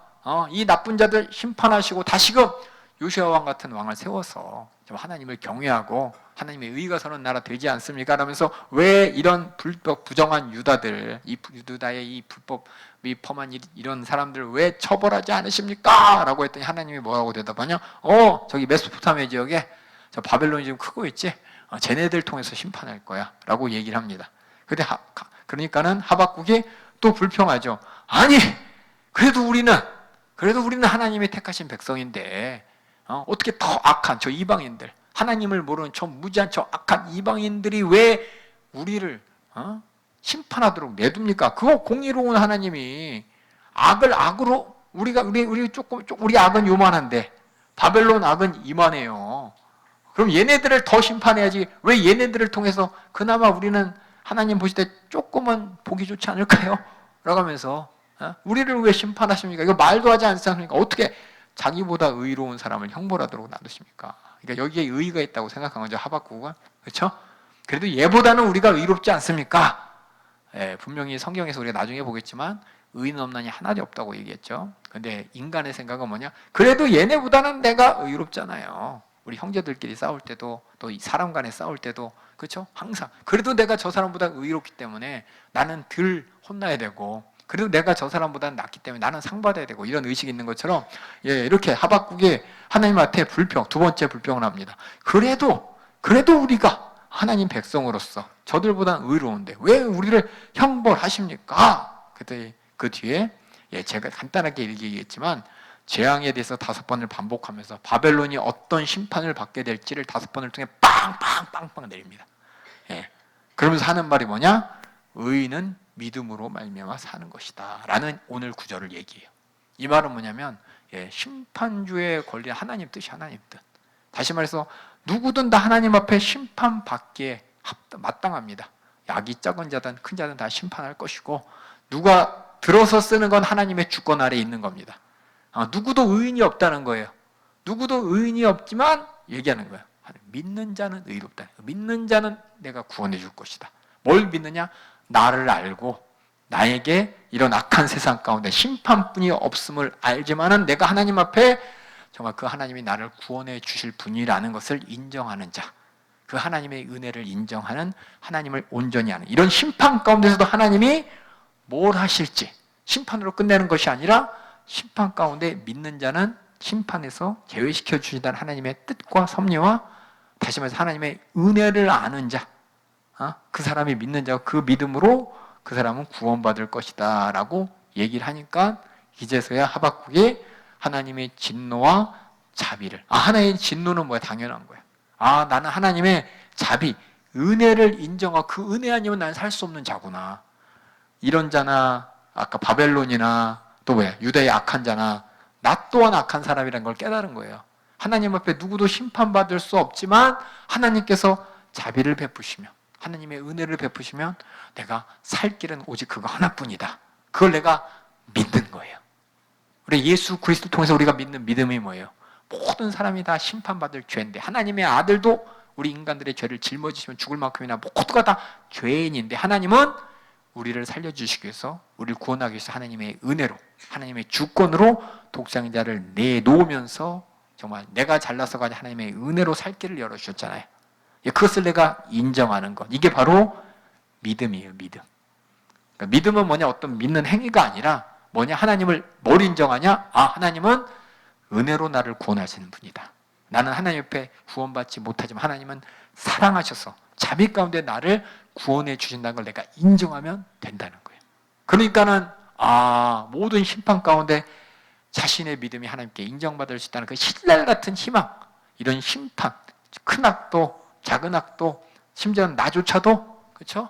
심판받을지 모를 이런 상황 가운데 내가 살 길을 얻게 됐기 때문에 사는 방법을 찾았기 때문에 하박국이 무화과 나무 잎이 마르고 포도열매 없어도 나는 주님을 찬양할 수 있는 것은 이거 있어도 하나님의 심판 피할 길 없지만 나는 하나님의 어떤 분인지 알았다는 거예요. 하나님의 은혜로 자비로 나는 살 수 있다는 그걸 내가 인정하고 하나님께 감사하는 거. 이게 바로 믿음의 모습으로 찬양으로 나타나는 것입니다. 이거 이해하고 다시 이제 로마서로 가는 거예요. 로마서로 이 얘기를 바울이 하고 싶은 거예요. 이 얘기가 바울이 이 앞에 이 얘기 오직 의인으로 이 믿음 하나님께서 이 복음을 통해서 우리에게 가르쳐 주셨잖아. 뭘 가르쳐 주셨어요? 하나님의 은혜로 우리가 살 길을 찾았다고. 우리가 잘나서가 아니라 오직 다 심판받아 마땅한데 하나님의 독생자도 십자가에서 우리 죄를 짊어지니까 죽을 만큼의 우리는 심판을 피할 수 없는 이런 불쌍한 존재인데 하나님은 그 예수를 믿는 믿음, 그 예수를 통해서 그러니까 믿는 믿음도 있지만 그 믿음을 내가 인정하는 하나님이 예수님을 통해서 죄사함의 약속을 인정해서 내가 구원받았다는 나는 아무것도 하나도 없이 하나님께서 은혜를 베푸셔서 그 은혜를 내가 붙잡은 그 관계를 바로 여기서 믿음이라는 거예요. 그래서 이 믿음이라는 단어가 말씀드리지만은 믿음, 뭘 믿냐라는 내용도 있지만 그래서 이걸 통해서 하나님과의 관계가 어떻게 됐냐 그 관계를 내가 인정하는 게 또한 믿음입니다. 그래서 로마서에서 얘기하는 이 믿음은 이 예수 복음을 통해서 내가 하나님과 어떻게 구원받았는지 그것을 내가 인정하는 거, 하나님의 어떤 분인 걸 내가 알았다는 거, 그게 바로 하나님의 은혜를 안 것이고 다시 말해서 이 은혜는 내가 달라고 하는 거지 하나님이 주권에 달렸다는 거죠. 그래서 뭐냐? 이 믿음으로 말이 다른 말로 바꾸면 하나님의 주권적 은혜로라는 말하고 똑같은 말이에요. 이 하나님이 은혜로 나를 주권적으로 내가 잘나서가 아니라 하나님의 주권 가운데 나를 구원하실 것이라는 걸 내가 인정하는 그 믿음. 그러니까 여러분 이거 잘 아셔야 돼요. 그러니까 똑같은 믿음에도 같은 믿음 아닙니다. 복음을 믿는 믿음 할 때 그 믿음하고 여기 오직 의인은 믿음으로 말미암아 살리라 할 때 믿음은 맞아요. 믿는 내용이 있어요. 근데 그거보다 더 확장된 의미라는 걸 여러분이 아셔야 돼요. 그래야 로마서가 이해가 돼요. 오직 의인은 믿음으로 살리라. 이걸 그냥 내가 예수를 믿으니까 내가 구원받았구나. 그럼 믿으면 내가 한 거니까 내가 열심히 믿으면 되겠네라는 하나님의 은혜가 상관없고 하나님의 주권과 상관없이 내가 뭔가 하겠다는 것이 딱 되면 벌써 땡이에요. 땡. 이게 어디서 나타나냐? 로마 교회에 나타났기 때문에 그래요. 로마 교회가 그렇게 내가 이렇게 해야지.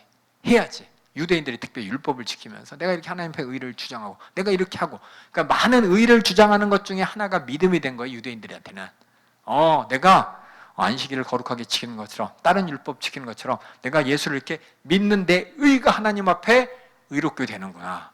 내가 구원받는구나. 이렇게 착각한 유대인들에게 이 바울은 뭐냐? 그게 아니라 하박국 봐봐. 하박국에서 하나님이 얘기하신 의인은 오직 의인은 믿음으로 살려. 그 믿음이 어떤 믿음이야? 하나님의 주권적 심판 앞에 넌 피할 길 없어. 하지만 하나님께서는 은혜로 너를 구원하실 수 있고 너 그 하나님의 은혜를 네가 인정하고 감사하는 그런 관계 가운데 너는 포도나무가 없고 무화과나무가 없고 그래도 너는 참 살 길이 열린 거야. 그것 때문에 찬양했던 거. 이게 바로 믿음이에요. 그래서 뭐냐? 제가 여러 번 말씀드렸지만 이 복음서를 통해서 예수 그리스도를 믿는 믿음이 무엇인지 복음이 무엇인지 정확하게 알고 나서 그 다음에 믿음에 대한 얘기를 해야지 로마서가 이해가 되는 거예요. 그거 없이 그냥 똑같은 선상에 놓으면은 똑같이 로마서를 읽었을 때 오직 의인은 믿음으로 살. 나 믿었으니까 라고 하면서 율법을 지키고 안식일 지키고 또 뭐예요? 유전을 지키고 여기 한 발 내가 이렇게 얻는 거죠. 믿었으니까 나 구원받은 거겠지. 라는 이 믿음이 아니라는 겁니다. 이거 여러 번 반복했어요. 이게 이제 바울이 앞으로 할 얘기예요. 그래서 믿음으로 구원받는다라는 말이 하박국을 잘 이해하면은 하나님의 주권적인 은혜로 내가 구원받는구나. 하나님께서 내가 스스로 하나님의 기쁘시게 할 수 없기 때문에 하나님께 기쁘시게 할 수 있는 길을 하나님이 직접 열어주셨고 그 길을 따라서 내가 아무것도 없이 그냥 구원을 받는 거구나. 오직 하나님의 은혜구나. 하나님의 자비하심이구나. 이걸 인정하는 것. 그래서 하박국 2장 4절을 여러분이 집에 가서 다시 한번 잘 읽어보시면서 되게 짧아요. 그 의미를 찾기가 되게 힘들어. 하박국만 가지고 찾기도 힘들어. 사실은 구약의 모든 역사서를 통해서 하나님이 우리 인간을 어떻게 상대하시는지를 보면은 바로 하박국에 농축해서 나온 거거든요. 그래서 하박국만 보면 또 잘 안 보여요. 제가 이렇게 설명을 했으니까 여러분이 들으실 거예요. 근데 구약의 모든 구속의 역사 다 하나님이 인류의 멱살을 잡고 인도하신 것처럼 이것을 내가 예수 그리스도의 복음을 통해서 내가 확실하게 알고 인정하는 이 믿음이 바로 구원을 얻는 유일한 방법인 것이라는 것을 바울이 강조하면서 이제 로마서에 이제 본문을 이제 시작하도록 하겠습니다. 어려워요, 그렇죠? 제일 어려운 게 뭐냐면 단어가 똑같아서 그래. 단어가 똑같은데 단어가 설명하는 배경과 개념은 조금씩 틀립니다. 예수 믿어요. 다 예수 믿는다고 해요. 모든 사람이 다 교회 다니는 사람 다 예수 믿는다고 해요. 이제 어제 와가지고 교회 다니는 사람이 당신 종교가 뭐야? 난 저 예수 믿는 사람인데요. 그래요. 순교할 믿음까지 가진 사람이 또 나 예수 믿는 사람인데 이렇게 얘기하고 심례받고 구원받고 감격에 쩐 사람도 나 예수 믿는 사람이라고 그러고 그런 감격 없이 하나님이 날 사랑하셨구나 그냥 끄덕끄덕 인정하면서 지적으로만 인정하면서도 나 예수 믿는 사람이라고 하고 이 믿음이라는 단어가 로마서에서 얘기하는 용어가 어떤 범위인지 여러분들이 알아요. 이게 참 그래서 어려워. 인간의 언어가 참 약점이 많아요. 하나님의 모든 것을 깊은 것을 온전히 설명할 수 있는 단어들이 없기 때문에 그래서 하나님께서는 모든 단어를 통해서 알려주는 게 아니라 사건을 통해 알려주시죠. 예수님의 사랑, 다 예수님의 사랑하면 머릿속에 떠오르는 사랑이 뭐가 있을까요? 가난한 자들 도와주시고 불쌍한 사람 고쳐주시고 정말 연약한 자들의 친구가 되시고 오병이어로 여러 병 예수님의 사랑 이렇게 알고 예수님의 사랑하는 사람도 있고 정말 십자가에 달려 죽기까지 정말 내 죄를 해결하기 위한 그 죄의 무서움을 친히 담당 그 예수님을 바라보면서 예수님의 사랑하는 사람도 있고 똑같이 이 믿음도 어떤 믿음인지 여러분이 구약의 말씀을 알아야 돼요. 구약 없이 그냥 일반적인 사전적 의미를 가지고 내가 믿는다라고 하면은 이 믿음이 여기 얘기하는 의를 이루는 믿음이 아니라 하나님께 인정받는 믿음이 아니라 구약의 역사를 통해서 하나님이 이스라엘 백성들을 어떻게 구원의 길로 인도하시고 책임져 주시는 그걸 알아야 정말 그 믿음이 뭔지를 알게 되는 거예요. 참 어려워요. 제가 아마 마가복음 했을 때 믿음에 대해서 여러 단어를 썼어요. 페이스라는 단어도 있고 트러스트도 있고 빌리브도 있고 영어도 여러 단어 있는데 마찬가지로 한국말은 믿음이라는 단어 하나로 사실상 모든 걸 커버하고 있잖아요. 그래서 더 어려워요. 더 어려워. 그래서 우리는 결국 하나님과의 관계가 어떤 관계인지 그 관계를 찾아가는 게 바로 의를 이루는 것이고 그 관계에 화답하는 게 하나님이 보실 때 기뻐하시는 하나님의 의를 이루는 것이라는 걸 확인해 주시면 감사하겠습니다. 그래서 로마서 1장 17절 1절부터 17절 잠깐 복습하겠습니다. 복습. 이게 꾸적꾸적 이렇게 밑에다 간단하게 써놓은 거 있죠? 써놓은 거를 제가 또 마지막에 또 이렇게 뒤에 간단하게 정리했어요. 1장 1절에 기억하시죠? 바울이 자신과 로마 교회에 대해서 공통점으로 나는 부름받았고 너희도 부름받은, 다시 말해 하나님의 주권적인 은혜로, 벌써 머릿속에 바울은 로마서 쓸 때부터 벌써 하나님의 주권적 은혜가 막 그걸 설명하고 싶어서 시작부터 단어 선택도 부름받았다고 했어요. 부름받았어. 나는 사도로 너는 예수 그리스도의 것으로 부름받지 않았냐? 그러면서 하나님이 부르신 너희 성도들에게 주 예수 그리스도의 은혜와 평강이 있기를 원한다라는 바울의 축복의 문장과 더불어 시작합니다. 그러면서 내가 이 복음이 어떤 복음이냐라고 해서 복음에 대해서 너희와 내가 아는 예수님이 누구신가, 또 예수님이 무엇을 하셨냐, 이건 공감대를 이런 부름받았다는 단어와 또 복음이라는 것을 통해서 바울과 로마 교회 사이에 인사말을 통해서 공감대를 이렇게 형성하는 겁니다. 그러니까 이 공감대가 없으면 로마서를 읽어도 아무 소용이 없어요. 소용이보다도 어려워요. 그래서 제가 이제 복음에 의해 끝나신 분들이 구원에 이르오셔서 이 공감대 가운데 진짜 믿음이 어떤 것인지를 다시 한번 확인하고 확장하는 것으로 잡았습니다. 그래서 바울의 관심이 얘기하죠. 나 항상 너희 때문에 감사해. 너희 때문에 기도해. 너희한테 가고 싶어. 만나고 싶어. 그래서 복음 전하기를 원해. 이 복음, 어떤 복음? 온전한 믿음을, 여기서 믿음은 구원받는 믿음, 구원받는 그 믿음을 갖게 하는 그 복음을 전하기 위해, 다시 말해서 이 꼴은 뭐냐면 너희들을 온전한 믿음으로 인도하길 원해. 이거하고 똑같은 말이죠. 구원받는 믿음으로 너희를 확실하게 확인시켜 주길 원해. 믿음으로 확인이죠. 확인시켜 주길 원해. 이게 뜻이고, 그래서 이 하나님의 복음 아들, 이 믿음을 일으키는 이 복음으로 말미암아 우리가 의에 이르고 구원받는데, 그래서 하나님의 의가 이 복음에 나타나서 오직이 요구라 했어요. 믿음으로 그렇죠. 그렇죠. 이건 맞네요. 죄송해요. 믿음이 이제 강조하는 게 오직입니다. 오직 이렇게 하나님을, 복음을 통해서 하나님이 어떤 분인지를 알고, 그렇죠? 내가 어떤 분인지를 알고, 또 그래서 내가 하나님 앞에 어떤 인격적인 관계를 맺었는지 아는 이런 믿음이 바로 우리의 구원을 이루는 것이야. 하박국 봐봐, 그렇죠? 그때 그 로마교 유대인들도 있었으니까, 그렇죠? 하박국을 봐봐, 그때 그렇게 얘기했잖아 라면서 로마에 대한 바울의 관심을 얘기하면서 이제 이 복음에 대해서, 복음을 통해서 이루어지는 이 믿음에 대해서 우리 한번 알아보겠다고 이제 교리편이라고 부득이 썼습니다. 그래서 구원의 원리에서 어떻게 구원받았느냐에 대한 첫 번째 질문이, 그럼 우리가 구원받으려면, 아까 얘기했잖아요. 구원이라는 단어는, 이런 행동은 양자간의 행동입니다. 구원받을 사람, 구원해 줄 사람, 그렇죠? 구원해 줄 사람과 구원받을 사람이, 구원받을 사람이 도대체 어떤 상태에서 구원을 받았는지, 구원이라는 단어를 쓸 만큼 어떤 비참한 상태였는지를 설명하는 게 바로 진단 증상에서 1장 18절부터 3장 20절까지의 말씀입니다. 처음에 맨 처음 선언하고 시작합니다. 진단을 맨 처음에 의사 만났어요. 의사, 당신 암입니다. 왜냐하면 하면서 증상을 쭉 설명합니다. 진단부터 내렸어요. 진단이 뭐냐? 하나님의 진노가 불의로 진리를 막는 모든 사람의 경검치 않음과 불의에 대하여 하늘로 쫓아나나니 라면서 하나님의 이 심판이, 여기 불의라는 말 같이 나오죠. 그러니까 어떻게 보나 했더니 요 경건치 않음과 불의, 그러니까 경건치 않음이 만들어내는 게 불입니다. 그래서 경건치 않음이 속에, 내 마음에 경건치 않음이 겉으로 불의로 나타난다고, 여러분이 이 말뜻을 보면 그 뜻이에요. 그래서 제가 이제 이번에 학위성회 때 첫 시간에 경건치 않음에 대해서 설명을 했죠.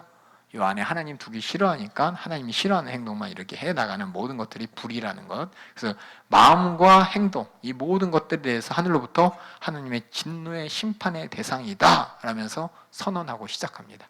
근데 이게 참 그래야 뭐냐?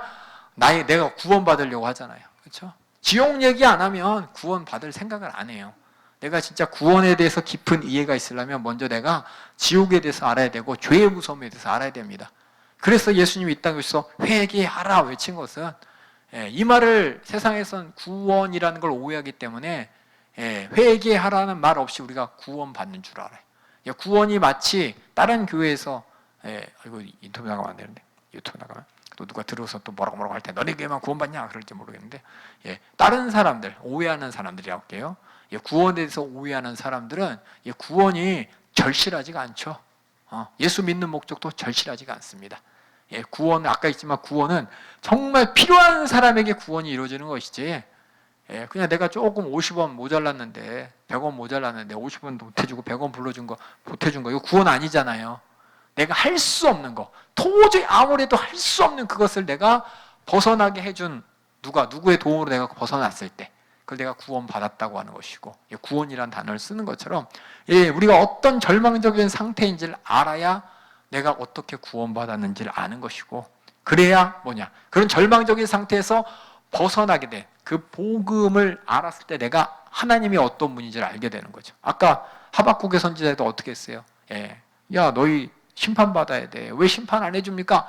더 나쁜 놈들이 심판할까? 아니 어떻게 더 나쁜 놈이 의로운 사람들을 심판하자. 얘 의롭지 않아. 너도 마찬가지야. 그 말이 있는 겁니다.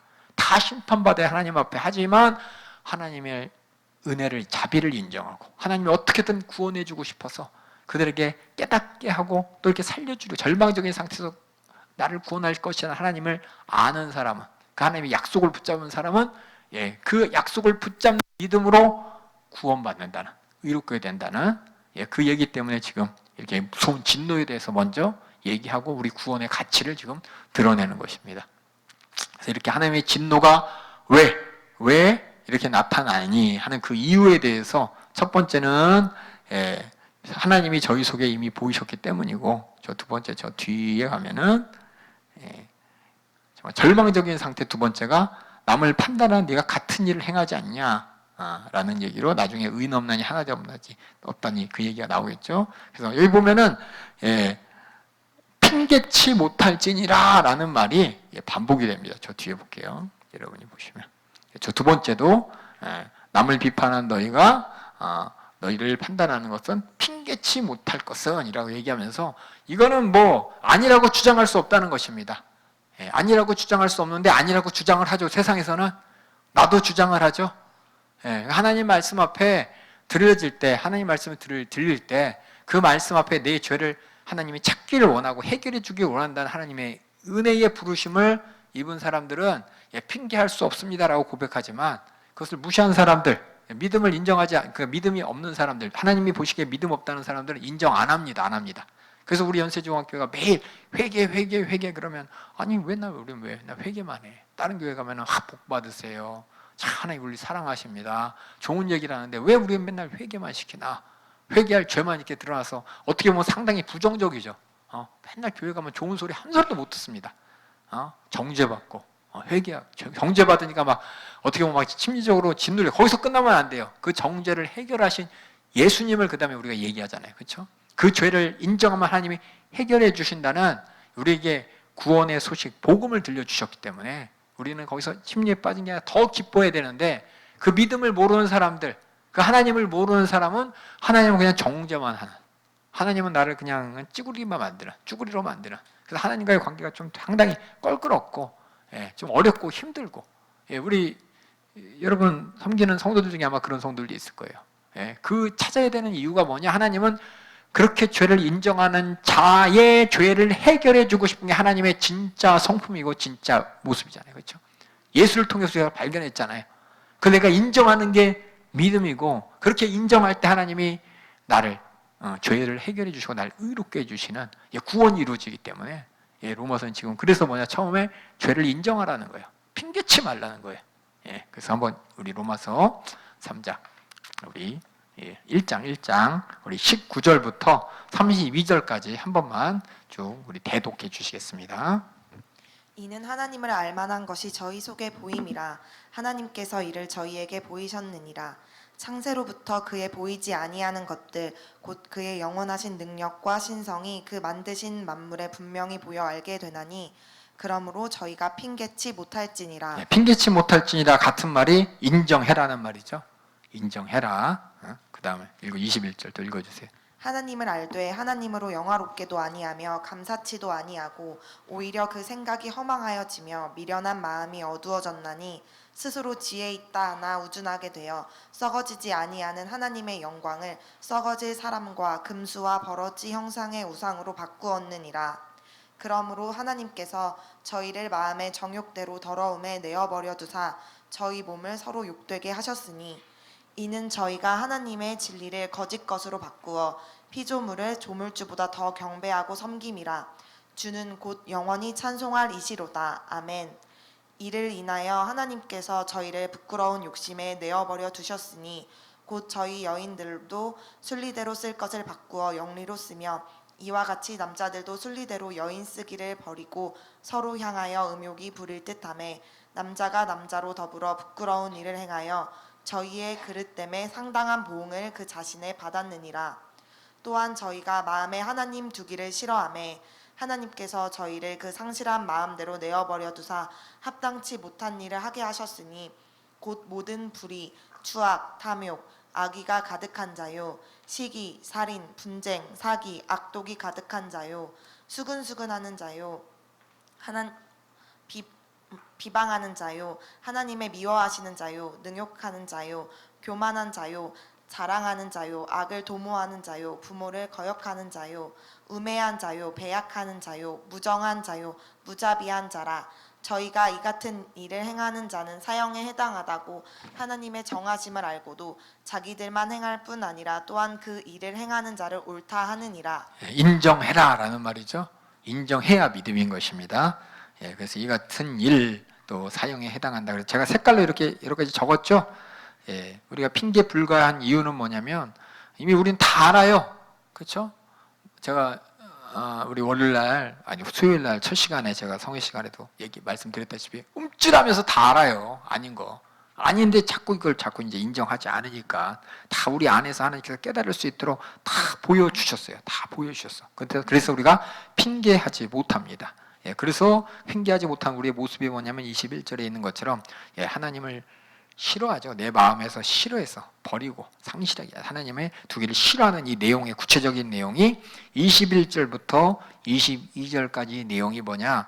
바로 우리 경건치 않음의 내용이죠. 그래서 21절, 22절, 23절 내용이 우리 마음속에 하나님을 두기 싫어하는 경건치 않음의 모습이고 경건치 않은 우리의 모습이 24절부터 불의로서 이렇게 나타나는 거예요. 불의로서.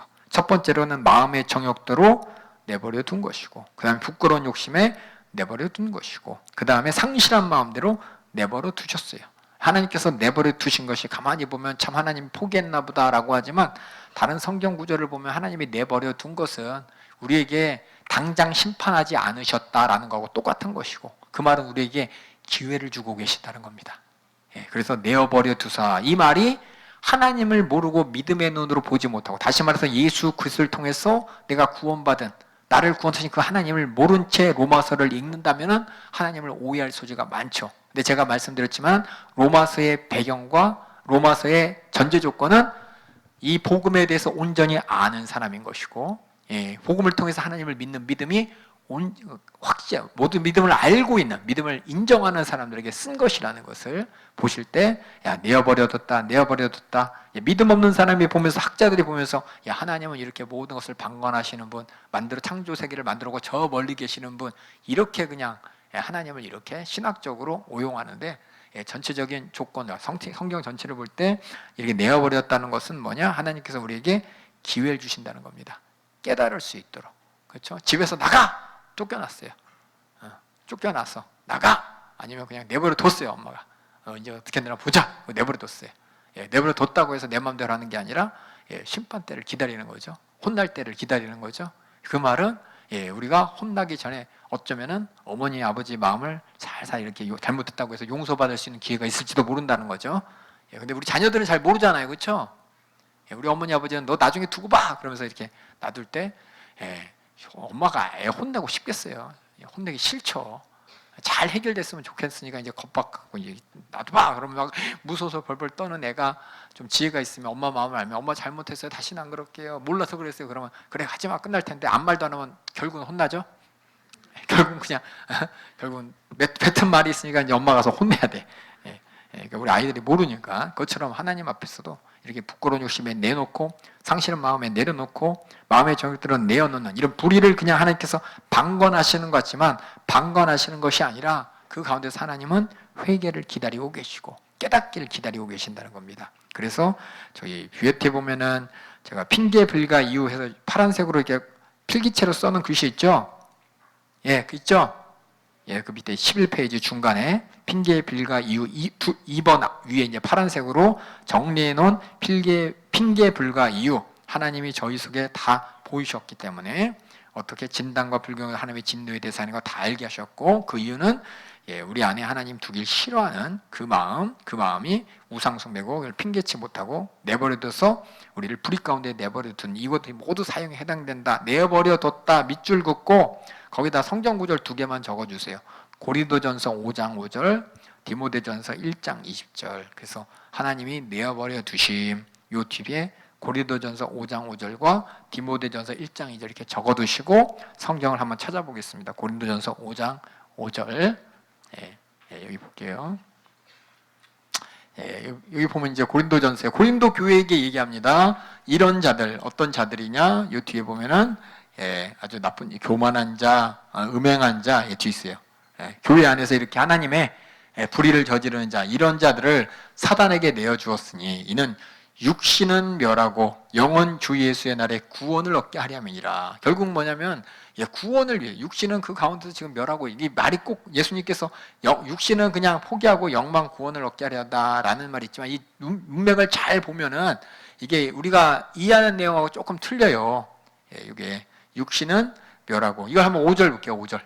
요거 볼게요. 요거 내려볼게요. 영어로 한번 볼게요. NIV로 바꿔주세요. 요걸 NIV로. 그 5장 5절 다시 볼게요. 5장 5절 보면은 hand가 이제 손으로 넘겨준다는 겁니다. This man over to Satan, 사탄에게 넘겨줘서 so that, 그래서 뭐 하려고? simple nature가 이 육신이에요. 육신. 결국 이 정욕으로 같은 이 죄 많은 이 육신은 파멸되고 다시 그의 스피릿, 그의 영혼은 어떻게 돼요? 주 여호와의 날에 구원을 얻게 하려 함이니라. 그 말은 뭐냐면 결국 키포인트는 이 구원이에요. 구원. 내버려둔 것은 그 사람을 포기한 것이 아니라 그가 육신 가운데 죄를 범해서 결국 육신은 죽어서 심판당하지만 그 영혼은 구원받기를 원하는 하나님의 뜻이 바로 내어주었다는 뜻이에요. 근데 이걸 자꾸 그냥 하나님께서는 성경적 신학적 용어로 하나님이 그냥 포기했다. 뭘 주로 뭐 얘기하냐? 지옥 갈 사람은 하나님 미리 택하셨고 천국 갈 사람 미리 택하셨다라고 하면서 예정론을 주장하는데 이 용어가 많이 쓰이는데, 이 용어는 예정론을 얘기하는 것이 아니라 하나님의 속상한 마음을 얘기하는 겁니다. 바울의 속상한 마음을 얘기하는 거예요. 그 다음에 디모전서 1장 우리 20절 한번 읽어보겠습니다. 1장 20절 여기 보면 똑같아요. 그 가운데 후메네오 또 알렉산더가 있었다. 그 가운데 누구냐면 저 앞에 보면은, 요 앞에 보면 전부 다 음행하는 자, 남색하는 자, 하나님 앞에 불의를 행하는 자들을 향해서 디모데에게 얘기합니다. 그 가운데 후메네오와 알렉산더가 있으니 내가 사단에게 내어준 것은 저희로 징계를 받아 회방하지 말게 함이니라. 그들이 뭐예요? 징계는 뭐냐면 하나님의 징계가 아니라 바울의 징계예요. 바울이 그들에게 징계로서 이렇게 내어놓은 거, 포기한 거, 징계로서 내버려둔 것은 그들이 심판받았다는 것이 아니라 그들이 하나님의 일에 회방하지 더 이상 더 심한 죄를 짓지 않도록 한 것이라는 거예요.